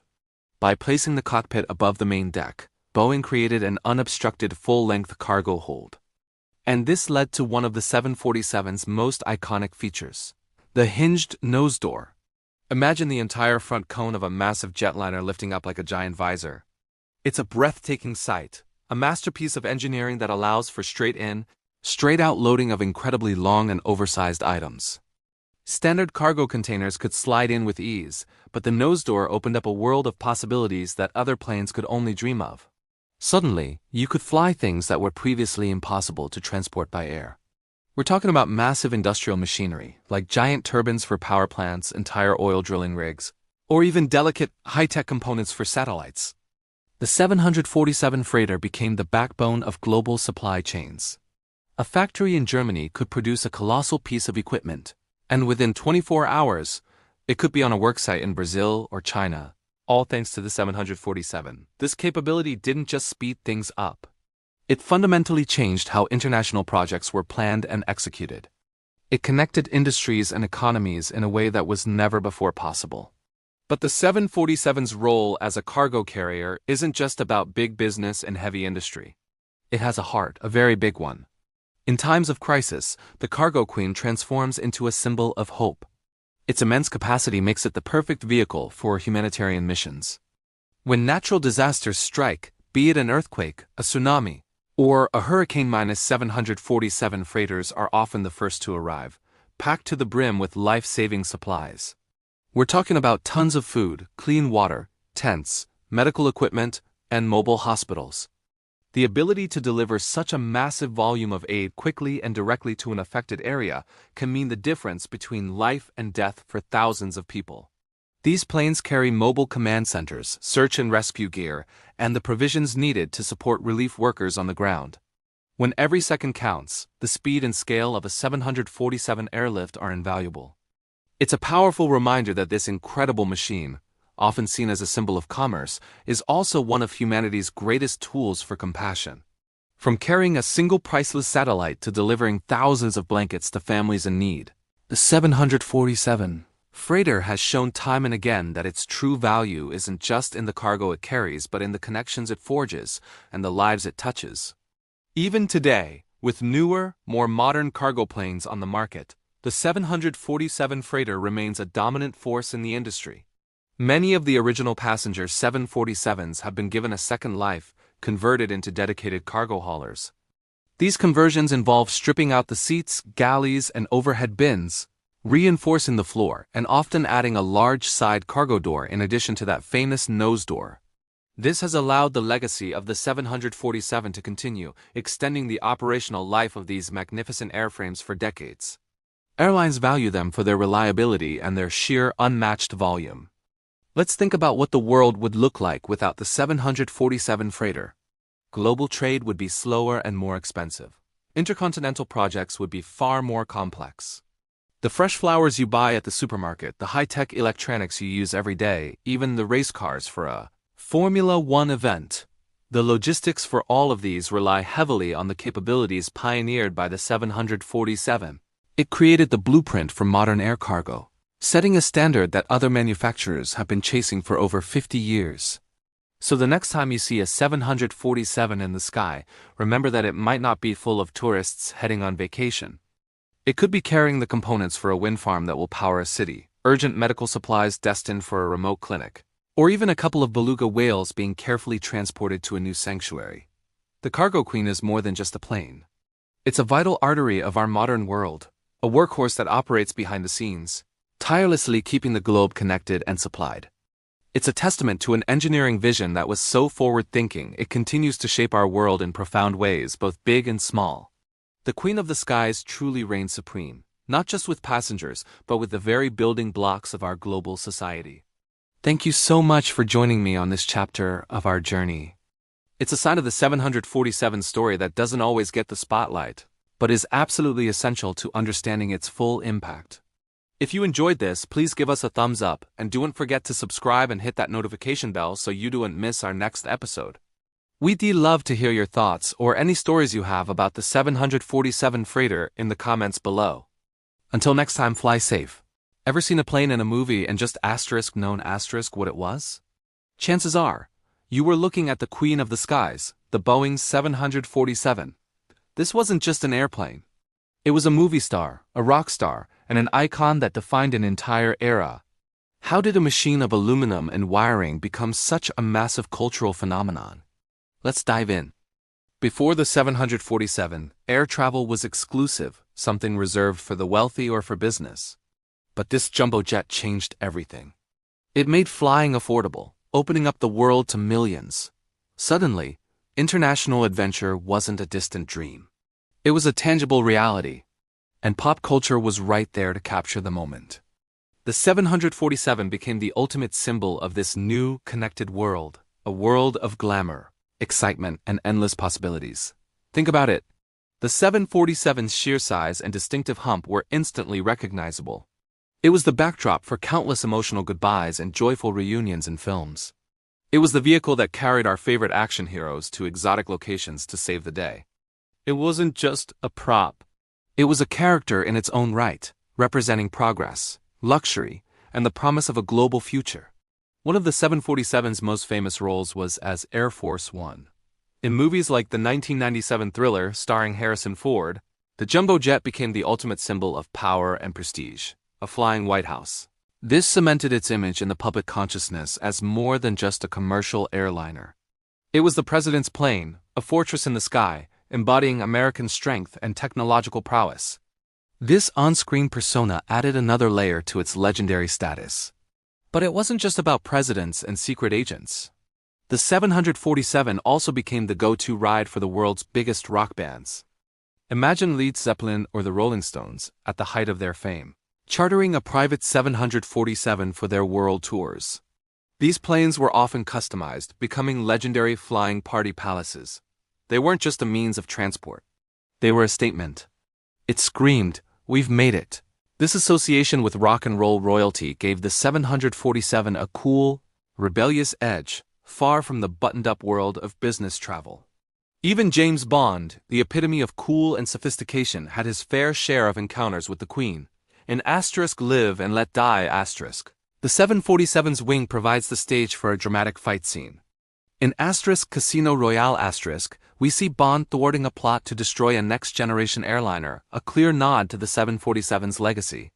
For decades, if you wanted to show global intrigue and high-stakes adventure, you put a 747 in the shot. It was visual shorthand for a story that spanned continents. Beyond the silver screen, the 747 was everywhere.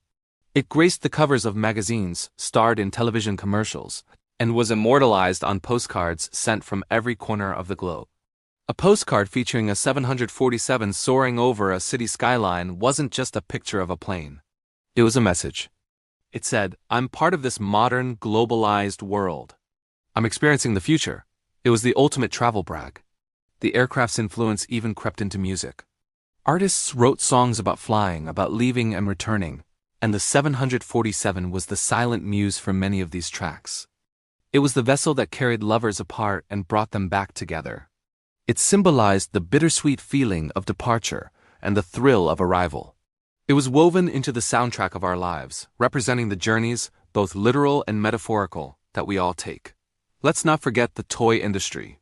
For generations of kids, a Model 747 was a prized possession. Building it, painting it, and imagining it flying to faraway lands sparked a fascination with aviation and exploration. These models weren't just toys. They were miniature gateways to a world of adventure. They brought the glamour of international travel right into our homes, inspiring future pilots, engineers, and world travelers. Even today, long after its production has ended, the 747's cultural impact endures. It represents a golden age of aviation, a time when air travel was still filled with a sense of wonder and occasion. It is a nostalgic symbol of a time when the world felt like it was getting smaller and more exciting every day. The unique silhouette is still instantly recognized and loved by millions around the world. So why did we fall in love with this particular plane? Because the Boeing 747 was never just about getting from point A to point B, it was about the dream of flight itself. It represented human ingenuity, our desire to connect, and our endless curiosity about the world beyond the horizon. It was a beautiful, powerful machine that captured our collective imagination and, in doing so, became a true pop culture legend. The Queen of the Skies may have retired, but her reign in our hearts and minds will last forever. Thank you so much for joining me on this journey through the cultural legacy of the 747. If you enjoyed this video, please give it a thumbs up and hit that subscribe button for more stories from the world of aviation. We'd love to have you as part of our community. See you in the next one. Welcome back, aviation enthusiasts, to our deep dive into the legendary Boeing 747. Last time we explored its groundbreaking design. Today, in Chapter 14, we're tracing the incredible technological evolution of this airborne monarch. How did the Queen of the Skies stay on her throne for over half a century? Let's find out. Our story begins with the original, the 747-100. which first took flight in 1969. This was the plane that changed everything. It was powered by 4 Pratt & Whitney JT9D engines, each producing around 45,000 pounds of thrust. For its time, this was revolutionary. It allowed the -100 to carry over 360 passengers across vast distances, like from New York to London, without stopping. This was the dawn of affordable long-haul travel. The cockpit was a complex world of analog dials and gauges, a 3-person flight crew captain, first officer and flight engineer working in concert to manage its intricate systems. The iconic hump initially housed a lounge for first-class passengers, a symbol of the glamour of the jet age. But even from the start, Boeing knew this was just the beginning. The -100 was a magnificent proof of concept, a platform with immense potential for growth. Just 2 years later, in 1971, the 747-200 entered the scene. From the outside, it looked almost identical to its older sibling, but under the skin, it was a different beast. The -200 was all about power and range. Airlines could choose from more powerful engine options from Pratt & Whitney, General Electric, and Rolls-Royce. These new power plants offered more thrust, allowing for a higher maximum takeoff weight. What did that mean in practice? The -200 could carry more fuel and more payload. Its range increased significantly, opening up even longer non-stop routes and making destinations like the Far East more accessible from Europe and North America. This model cemented the 747's role as the workhorse of international travel. The -200 series also saw the rise of the freighter variant, the 747-200F, with its distinctive nose cargo door, turning the Queen into a king of cargo. The fundamental airframe was so robust that it could handle these increased demands with ease, proving the genius of Joe Sutter's original design. For nearly 2 decades, the -200 ruled the skies, but technology never stands still. By the late 1980s, advancements in avionics and engine efficiency were paving the way for the next great leap. Enter the 747-400, which first flew in 1988. This was the most significant evolution yet. The most visible change was the addition of 6-foot-tall winglets, those upward curving extensions at the wingtips. These weren't just for looks. They reduced drag, improving fuel efficiency by several percent. Combined with new, more powerful and fuel-sipping engines, the -400 could fly farther and more economically than any 747 before it. But the biggest revolution happened in the cockpit. The maze of analog dials was gone, replaced by a state-of-the-art glass cockpit with 6 large computer screens. This simplified information for the pilots and automated many tasks. This leap in automation meant the flight engineer was no longer needed. The -400 was a 2-pilot aircraft, a massive change that reduced operating costs for airlines. The hump was also stretched, allowing for more seats upstairs. The 747-400 became the best-selling version of the jumbo jet, the definitive model for a generation. It was the perfect blend of classic design and modern technology. A true icon of the 90s and 2000s. For many people, when they picture a 747, it's the sleek, winglet-equipped -400 they see in their mind's eye. As the 21st century dawned, a new generation of twin-engine giants like the Boeing 777 and Airbus A330 began challenging the 4-engine Queen Jess dominance on many routes. Their efficiency was hard to beat. Was this the end for the 747? Not yet. Boeing decided to give its legendary aircraft one last magnificent update. Drawing on the cutting-edge technology developed for the 787 Dreamliner, they created the 747-8. First flown in 2010, the 747-8 is the longest passenger aircraft ever built. It features a completely redesigned wing, more swept back and incredibly efficient, though it ditches the winglets in favor of raked wingtips, another drag-reducing innovation. The engines are the real game-changers. 4 General Electric GEnx power plants, the same family of engines used on the Dreamliner. These are whisper-quiet and incredibly fuel-efficient, making the 747-8 the most economical jumbo jet ever.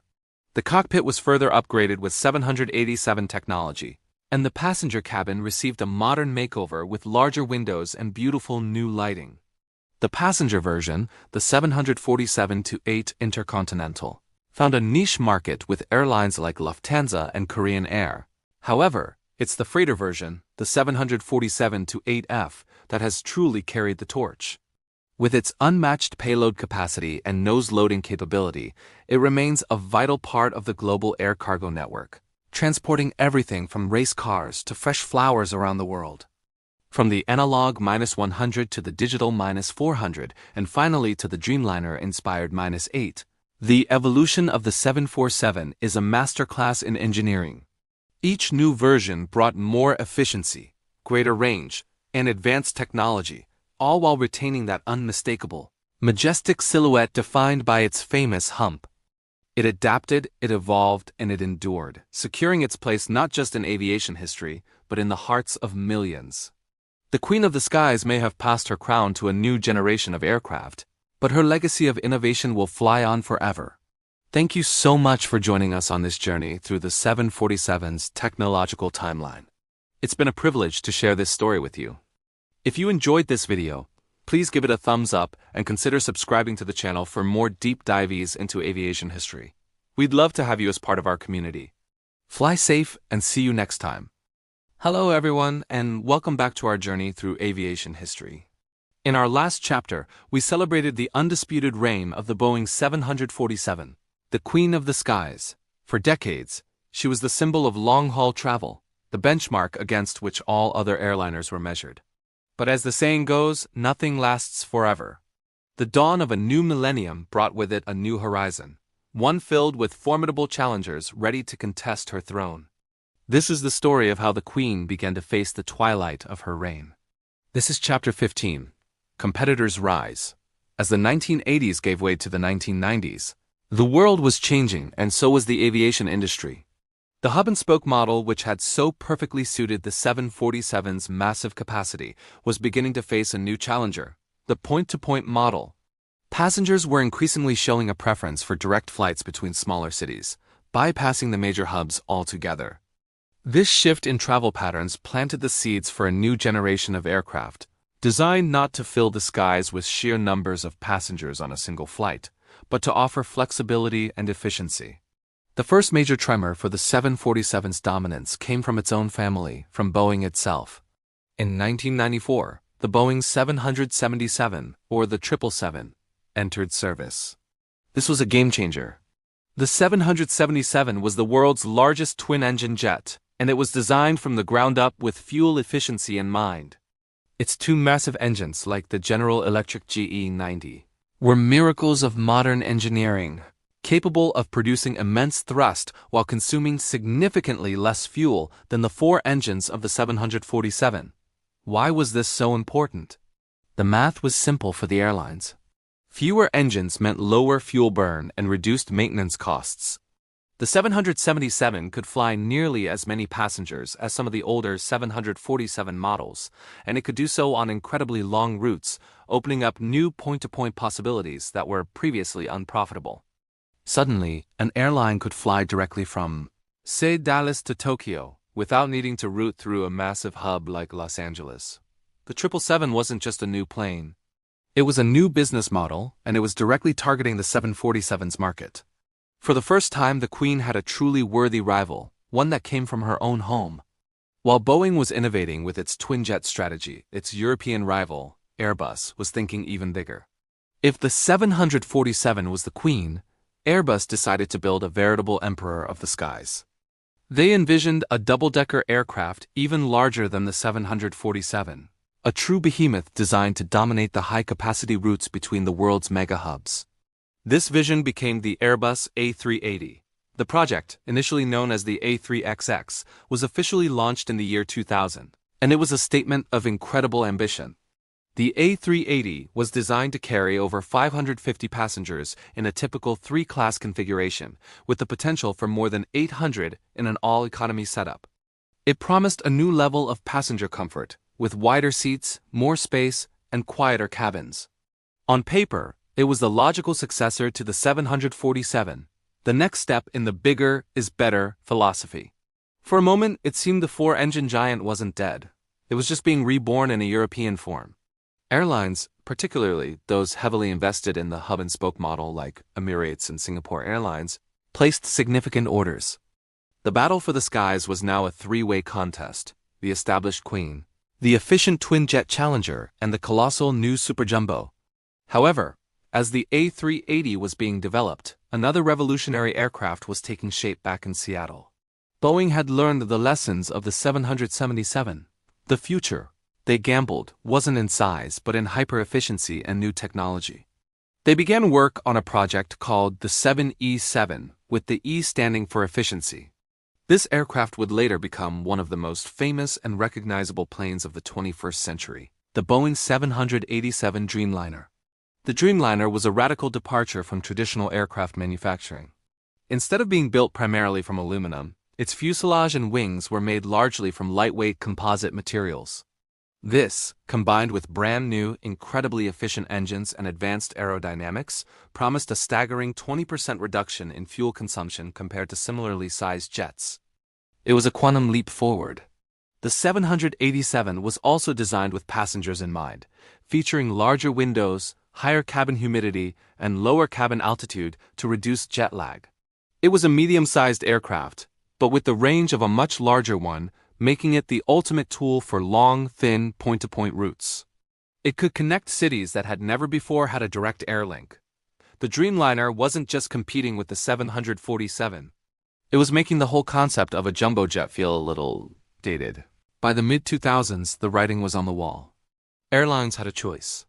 They could operate a single Boeing 747 or Airbus A380 on a major route, a flight that was expensive to run and difficult to fill, especially during off-peak seasons. Or they could operate two smaller, more frequent flights using a Boeing 777 or a 787 Dreamliner. This offered passengers more flexibility and was far less risky for the airline. If one flight had low demand, it wasn't a financial disaster. The economic logic was undeniable. The era of the fuel-guzzling four-engine giant was drawing to a close. The market was fracturing, favoring efficiency and flexibility over sheer brute force capacity.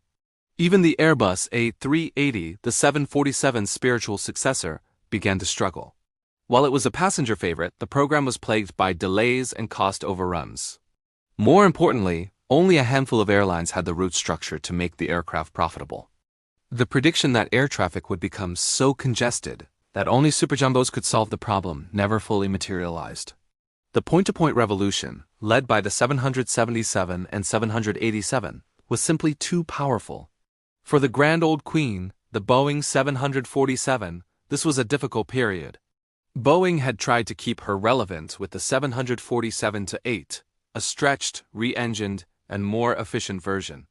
It incorporated technology from the Dreamliner program, with new wings and advanced engines. The passenger version found few takers, as most airlines had already moved on.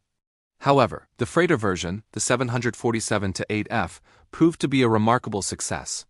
Its unique nose-loading cargo door and immense volume made it an unparalleled cargo hauler, giving the Queen a vital new role in her later years. She might not have been carrying as many passengers, but she was still the undisputed workhorse of global air freight. But in the world of passenger travel, the tide had turned. One by one, airlines began to announce the retirement of their 747 fleets. These were emotional moments. For generations of pilots, cabin crew, and passengers, the 747 wasn't just a machine. It was an icon. It was the plane that had made international travel accessible to the masses. It was the backdrop for countless family vacations, business trips, and life-changing journeys. Each retirement ceremony felt like the end of an era. The Queen, after a long and glorious reign, was gracefully making way for a new generation of sleeker, smarter, and more efficient aircraft. The skies she once ruled alone were now filled with her descendants and rivals, each a testament to the relentless march of progress. The rise of competitors didn't erase the 747's legacy, it contextualized it. It highlighted just how revolutionary she had been in her time and marked the transition to a new age of aviation, an age she had helped create. Her reign was ending, but her impact would be felt forever. Thank you so much for joining us for this chapter. The story of the Queen is nearing its end, but there are still a few final moments of grace to cover.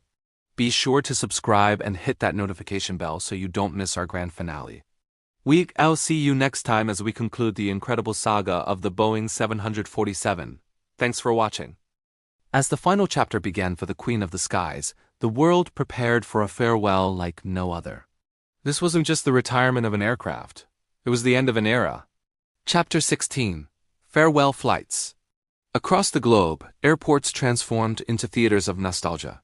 From London to Sydney, from Frankfurt to San Francisco, the last Boeing 747 services were met with a bittersweet celebration. These weren't just regular flights. They were pilgrimages for aviation enthusiasts, former crew members, and anyone who had ever looked up in awe at the majestic jumbo jet. Imagine the scene at the gate. Banners reading, "Farewell, Queen," and "Thank you, 747," decorated the terminals. Passengers, many of whom had specifically booked these last flights, shared stories and photographs. There were people who took their first ever flight on a 747, couples who had their honeymoon on one, and former flight attendants who had spent decades walking its long twin aisles. The air was thick with memories, a collective sense of gratitude for a machine that had connected the world. Inside the cabin, the atmosphere was electric.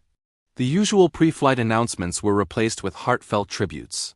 Captains, their voices often cracking with emotion, would come on the PA system not just to talk about flight paths and weather, but to share their personal journeys with the aircraft. They spoke of their first time in the cockpit, the sheer power they felt on takeoff, and the pride of flying such an iconic jet.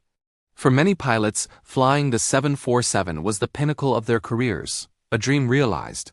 To say goodbye was to say goodbye to a part of themselves. We saw grown pilots, seasoned veterans of the skies, with tears in their eyes as they prepared for their final pushback. One captain for British Airways on the last 747 flight from Miami told passengers, "She has a special place in my heart." Today we say goodbye to a true legend. As he spoke, you could hear the raw emotion, a sentiment echoed by every crew member on board. As the powerful engines spooled up for the last time, a unique sound filled the air applause. Passengers erupted in cheers, not just on takeoff, but throughout the flight. They applauded the pilots, the cabin crew, and the aircraft itself. Champagne flowed freely, and special commemorative certificates were handed out. It felt less like a commercial flight and more like a party for a beloved friend. The view from the ground was just as moving. Airport staff, ground crews, and air traffic controllers lined the taxiways to wave goodbye. Fire trucks performed the traditional water cannon salute, creating a magnificent arch of water over the jumbo jet as it taxied to the runway, a final grand bow for the Queen. Crowds of onlookers gathered at airport viewing decks and along perimeter fences, their cameras and phones raised to capture one last glimpse. For many airlines, the farewell was a carefully choreographed event. Qantas organized a special joy flight over Sydney, drawing a giant kangaroo in the sky with its flight path. British Airways orchestrated a spectacular dual takeoff with their last two 747s from Heathrow. El Al's final 747 flight from Rome to Tel Aviv even painted a sky art of a 747 in the sky. These weren't just farewells. They were grand, creative gestures of love and respect. During these flights, passengers shared their stories. One man recalled flying on a 747 as a child, his face pressed against the window, mesmerized by the world below. A woman shared how she met her husband while working as a flight attendant on a Pan Am 747 in the 1970s. Each story was a thread in the rich tapestry of the Queen's legacy. The aircraft wasn't just metal, wires, and fuel. It was a vessel for human experiences, for dreams, adventures, and connections. And then came the final landings. As the wheels of the last 747s touched down, another round of applause would sweep through the cabin, this one even more poignant. It was a thank you for a safe journey and a final farewell. As passengers disembarked, many paused at the door to touch the fuselage one last time, a simple, tactile gesture of goodbye. They took photos in the cockpit, shook hands with the crew, and left with a piece of history. The airports were filled with a sense of profound nostalgia. People didn't rush home. They stayed, watching the magnificent aircraft park for the last time, its engines winding down into silence. A silence that felt heavier than usual. For over 50 years, the sight and sound of a 747 had been a constant, a symbol of progress, luxury, and the golden age of travel. The Queen was retiring, her reign coming to a graceful end. The skies would be quieter and perhaps a little less majestic without her distinctive hump. But as these emotional farewell flights proved, the Boeing 747 was never just an airplane. It was an icon, a legend, and a cherished memory in the hearts of millions. The Queen was gone from the commercial skies, but she would never, ever be forgotten.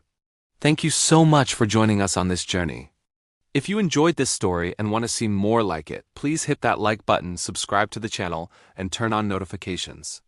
We'd love to have you with us for the next chapter. Until then, fly safe. Welcome, fellow aviation enthusiasts and story lovers. Today we're not just talking about an airplane. We're talking about a legend, a queen, and the end of her reign. This is Chapter 17, the end of an era. In 2023, the final curtain fell. Boeing announced the end of production for the 747. It wasn't a sudden, dramatic exit. There was no grand spectacle, no thunderous finale. Instead, it was a quiet, gentle goodbye. A soft whisper carried on the wind, marking the conclusion of a story that spanned more than half a century. How can something so immense, a machine that redefined air travel and captured the imagination of the world, slip away so softly into the annals of history? It's a testament, perhaps, to its grace. The Boeing 747 wasn't just metal, wires, and engines. It was a dream made tangible. When it first took to the skies in 1969, it was more than an engineering marvel. It was a symbol of human ambition and a promise of a connected world. The iconic hump, the sheer scale of it, it was a sight that commanded awe. It was the jumbo jet, a name that became synonymous with long-haul travel, luxury, and adventure. For millions, their first international flight, their first journey across an ocean, was cradled within the wings of this gentle giant. It was the vehicle of family reunions, business deals that shaped economies, and holidays that created lifelong memories. Think about it. The 747 was born in an era of boundless optimism, the same year humanity first set foot on the moon. It was a time when we believed anything was possible, and the 747 was proof. It democratized air travel, making it accessible to the middle class in a way that was previously unimaginable. Suddenly, Paris wasn't just a city in a movie. It was a destination you could actually visit. Tokyo, London, Sydney, the world became smaller, more intimate, all thanks to this magnificent machine. The Queen of the Skies carried presidents and popes, rock stars, and refugees. It served as Air Force One, a flying fortress and symbol of American power. It was a cargo workhorse, hauling everything from race cars to life-saving medical supplies around the globe. It even carried the space shuttle on its back, a giant carrying a giant, a surreal and beautiful image etched into our collective memory. Each 747 had a story, a soul forged in the countless miles it traveled and the millions of lives it touched. So why the quiet end? The world changed, technology evolved. We found new ways to be efficient, to be leaner. Twin-engine jets like the 777 and the 787 Dreamliner emerged, capable of flying just as far but with a fraction of the fuel consumption. The romance of the four-engine giant gave way to the pragmatism of modern economics. Airlines began phasing them out one by one. The grand terminals once built specifically to accommodate the jumbo's massive passenger loads now welcomed a new generation of aircraft. The final 747, a freighter variant, rolled off the Everett production line not with a roar, but with a sense of quiet reverence.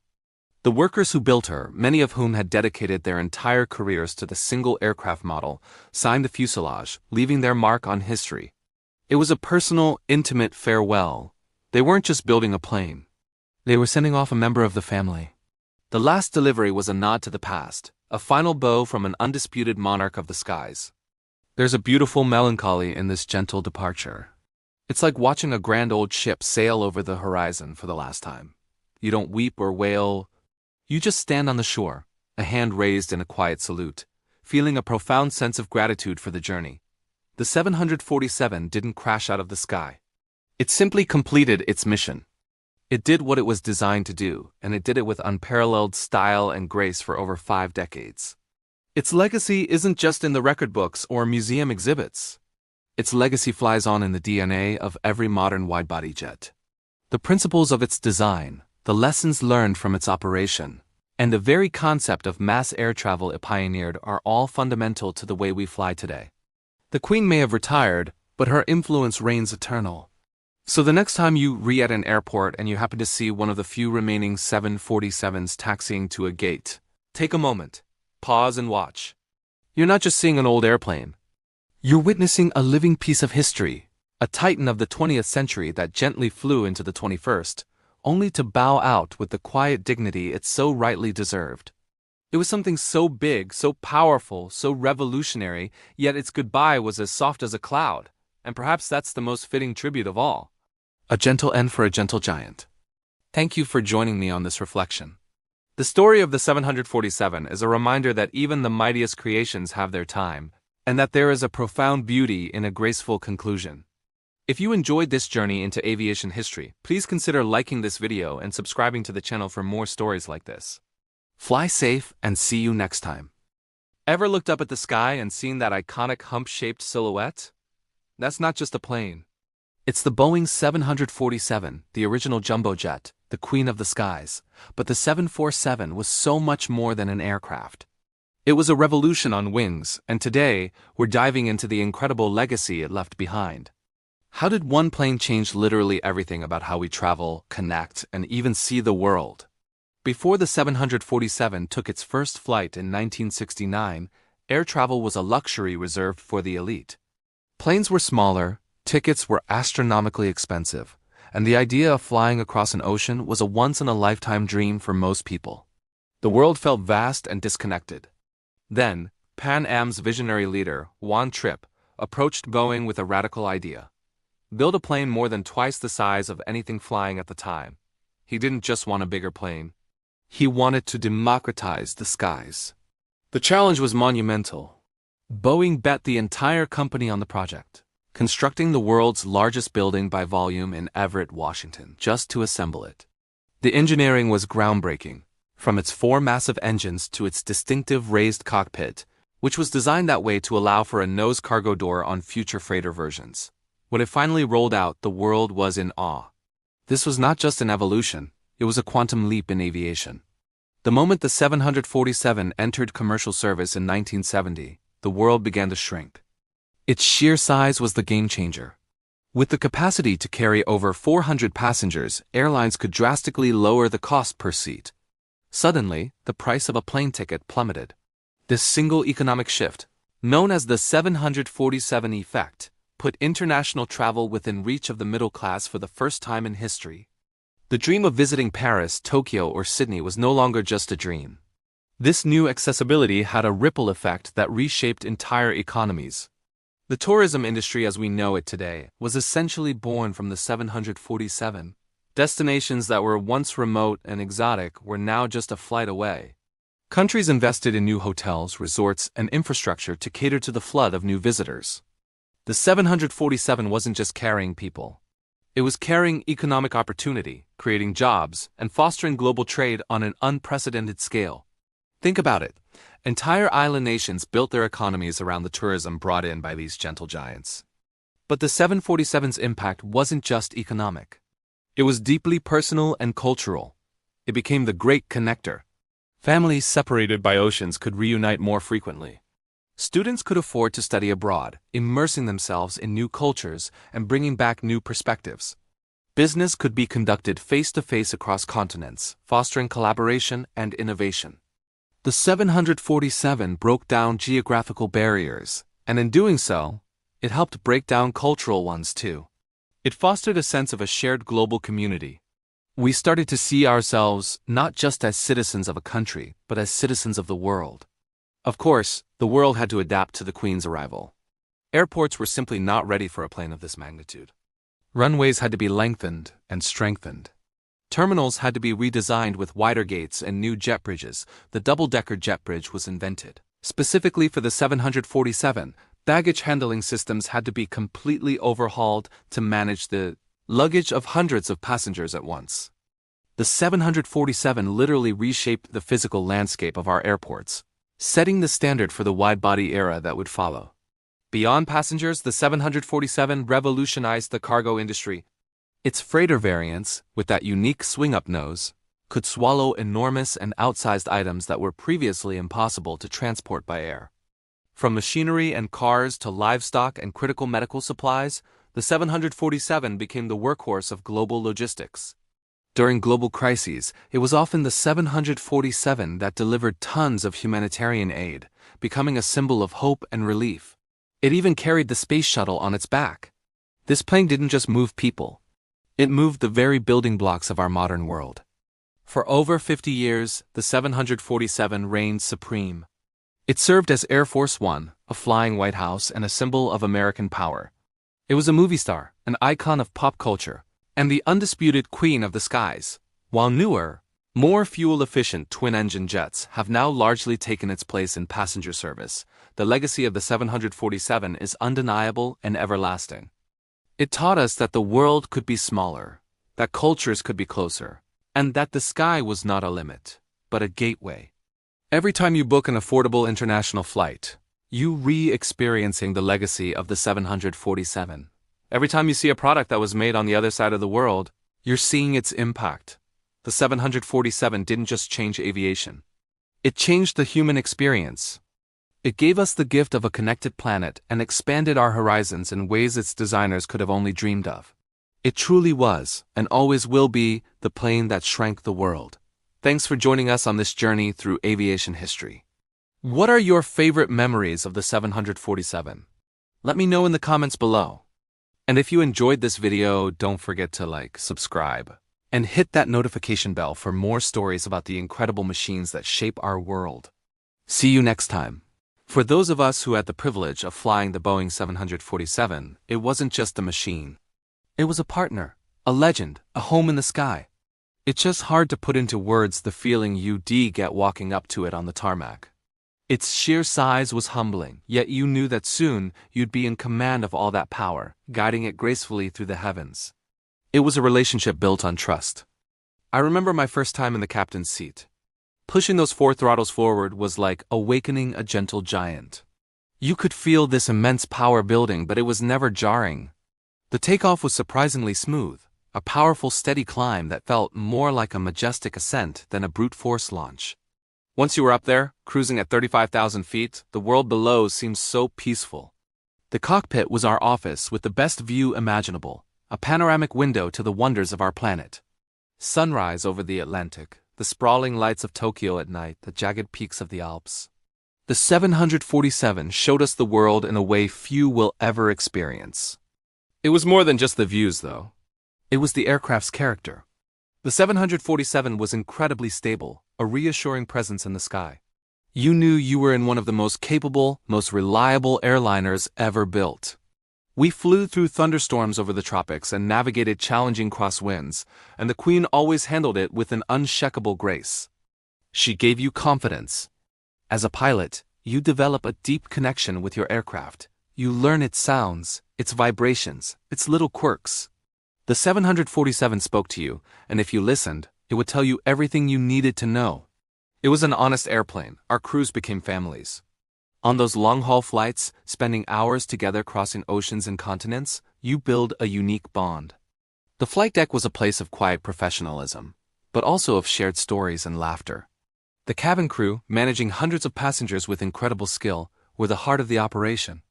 We were all one team, united by our shared journey aboard this magnificent machine.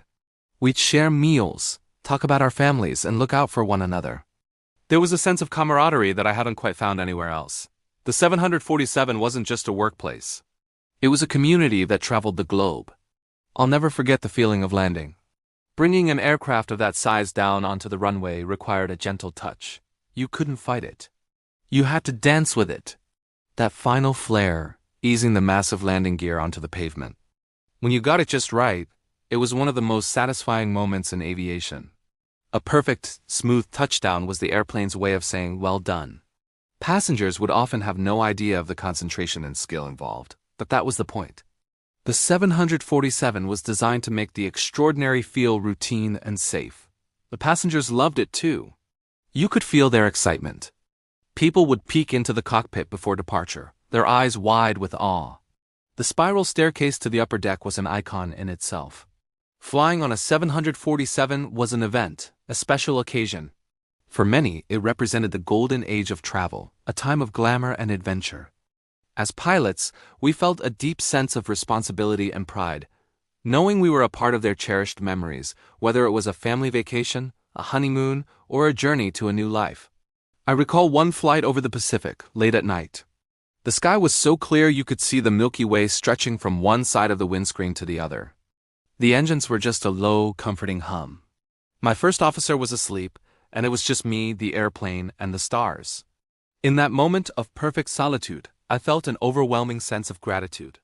Gratitude for the engineers who designed this masterpiece, for the company that trusted me to fly it, and for the aircraft itself, which had carried me safely across the world so many times. It was a profoundly emotional and humbling experience. Saying goodbye was tough. When the fleet started to be retired, each final flight was filled with emotion. We knew we were witnessing the end of an era. Many of us took photos, touched the fuselage one last time, and shared stories with tears in our eyes. It was like bidding farewell to a dear old friend who had taught us so much. The 747 wasn't just a collection of metal, wires, and hydraulics. It had a soul. A soul forged in the skies, in the countless journeys it made, and in the hearts of all of us who flew, crewed, and loved it. Its legacy, however, is immortal. It changed aviation forever, making long-haul travel accessible to millions and connecting the world like never before. For those of us who sat in that cockpit, high above the clouds, the memories are etched into our minds. The sense of power, the feeling of grace, and the unwavering reliability. The Queen of the Skies may have retired from many of our skies, but for the pilots and crew who knew her, she will fly on forever in our hearts. Thank you so much for joining me on this journey down memory lane. The story of the 747 is a story of human ingenuity and spirit. If you enjoyed this, please consider liking the video and subscribing to the channel for more stories from the world of aviation. We'd love to have you with us. Fly safe. As the sun sets on an era, we find ourselves at the final chapter of a story written in the clouds. Chapter 20. The Queen rests, but never dies. It's a quiet conclusion to a reign that was anything but. For half a century, she was the undisputed monarch of the skies, a marvel of engineering and a symbol of human ambition. But like all great stories, this one too must find its ending, or perhaps just a new beginning.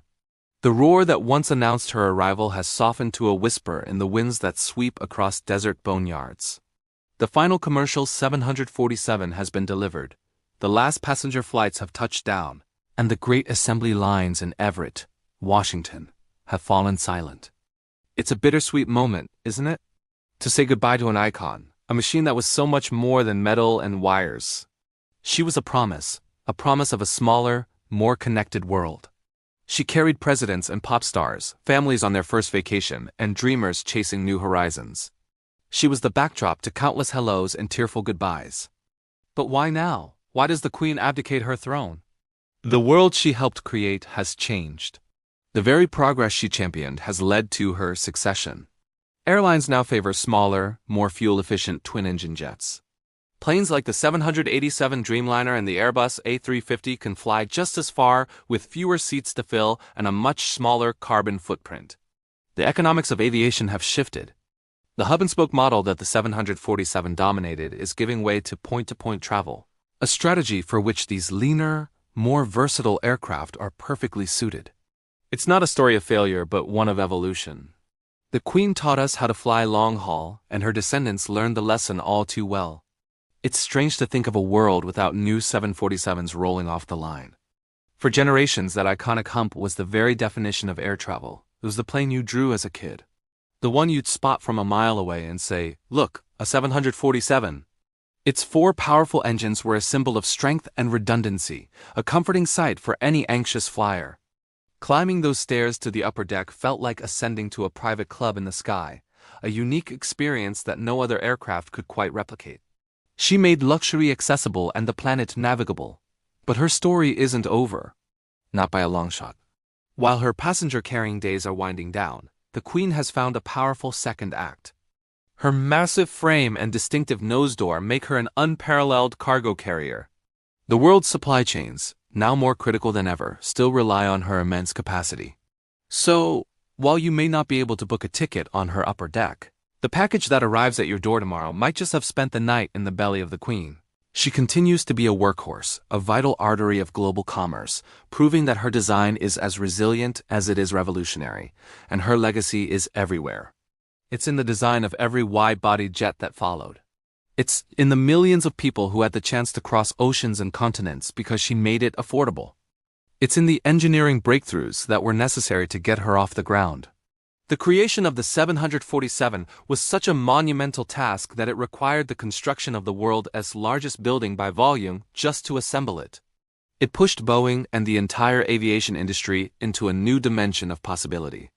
So, as we stand here in the quiet twilight of her reign, it's not a time for mourning. It's a time for appreciation, a time to look back in awe at what we can achieve when we dare to dream big.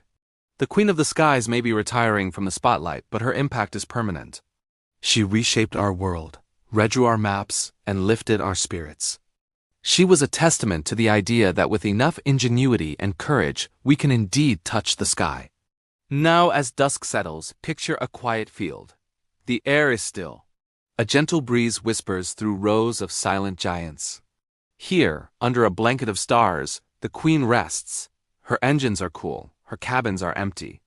The once bright livery is slowly faded by the desert sun. She sleeps the deep, contented sleep of a monarch whose work is done. No longer chasing horizons, she has become one. But listen closely. Can you hear it?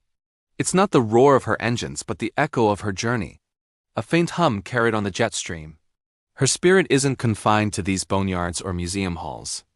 It lives on. It lives in the dreams of every young engineer sketching on a notepad, in the ambition of every pilot earning their wings. It lives in the laughter of families reunited, in the thrill of discovering a new corner of the world. Look up. See that contrail? A silver thread stitching the vast blue fabric of the sky? That is her legacy. A line drawn between what is and what can be. The Queen of the Skies may rest, her grand form gracing the earth at last, but her spirit never dies. It's a beautiful, sleepy thought, isn't it? A dream that once lifted the entire world just a little bit higher. Thank you for joining me on this final chapter. If you love stories about the marvels of flight and engineering, don't forget to like this video and subscribe to the channel for more. Until next time, keep looking up. As our journey through the clouds comes to a close, find a comfortable spot, let your body relax, and allow your mind to drift. The day is done, and the world below is settling into a quiet slumber. Here, at 35,000 feet, we are suspended between the earth and the stars, wrapped in the gentle, steady embrace of the night. Imagine yourself nestled in a cozy seat, a soft blanket pulled up to your chin. The cabin lights have been dimmed to a warm, gentle glow, creating a serene sanctuary just for you. Outside your window, the world is a tapestry of glittering lights. Cities and towns twinkling like fallen constellations against the dark velvet of the land. Above, the moon hangs like a silent guardian, and the stars are scattered across the infinite expanse, brighter and clearer than you've ever seen them. Feel the gentle vibrations of this magnificent 747, a constant, soothing rhythm that resonates through your very being. It's a sound of safety, of progress, of a powerful machine carrying you peacefully through the vast, quiet sky. This is the heartbeat of our voyage, a steady, dependable pulse that lulls you into a state of deep tranquility. Let this hum be your lullaby, a sound that blocks out the noise of the world and clears a path for rest. Take a slow, deep breath in, filling your lungs with the calm, filtered air of the cabin. And as you exhale, release any lingering thoughts, any worries or stresses from the day. Let them dissolve into the atmosphere, carried away by the winds that whisper past our wings. Inhale peace. Exhale tension. With each breath, you feel lighter, as if you're floating, untethered from the weight of the world. Your eyelids feel heavy, a pleasant weight guiding you toward sleep. There is nothing you need to do, nowhere you need to be, except right here in this moment of perfect stillness. The gentle rocking of the aircraft is like being cradled, a rhythmic, subtle motion that soothes your senses and eases you further into relaxation. You are safe. You are at peace. Picture the vast, dark ocean of air we are gliding through. We are a small, warm light, navigating the immense quiet of the night sky. Down below, life continues, but up here, time seems to slow down. This is your private cocoon, a space where you can completely let go and surrender to the promise of restorative sleep. the gentle murmur of fellow passengers, the soft rustle of a turning page, it all blends into the background symphony of the night flight. Let your mind wander to pleasant thoughts, to happy memories, to dreams of beautiful destinations. Perhaps you're flying towards a new adventure, or perhaps you're heading home to a place of comfort and love. Whatever your destination, this journey through the night is a gift of time, a pause in the rush of life, dedicated solely to your rest and renewal. Feel the gentle pressure in your ears, a subtle reminder of our incredible altitude, flying high above the clouds. We are in a world of our own, a transient home moving silently through the heavens. The steady drone of the four powerful engines is a comforting reassurance, a testament to the engineering marvel that keeps us aloft, effortlessly slicing through the cool night air. It's a sound that has carried millions of dreams across continents, a sound that now carries you toward your own. As you drift deeper and deeper, the line between wakefulness and sleep begins to blur. The cabin around you fades into a soft focus, and the world outside becomes a distant, beautiful dream. The gentle hum of the engines becomes a part of you, a resonant frequency that aligns your body and mind with profound rest. You are drifting now, floating on a current of calm, your consciousness expanding into the vast, starry expanse. Don't fight the pull of sleep, welcome it as a friend. Your body knows what it needs, and it's calling you to rest, to recharge, to heal. Here, in the gentle sanctuary of our night flight, you have the permission to completely surrender. The world can wait. Your responsibilities can wait. Tonight is for you.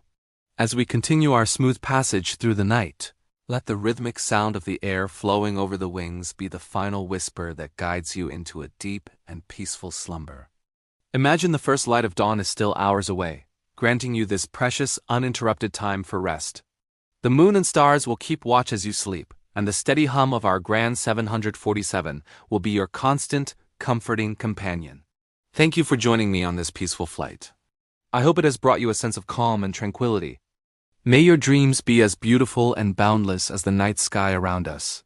Until we meet again, sleep well. Good night from 35,000 feet.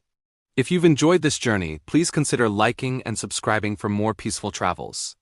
Sweet dreams.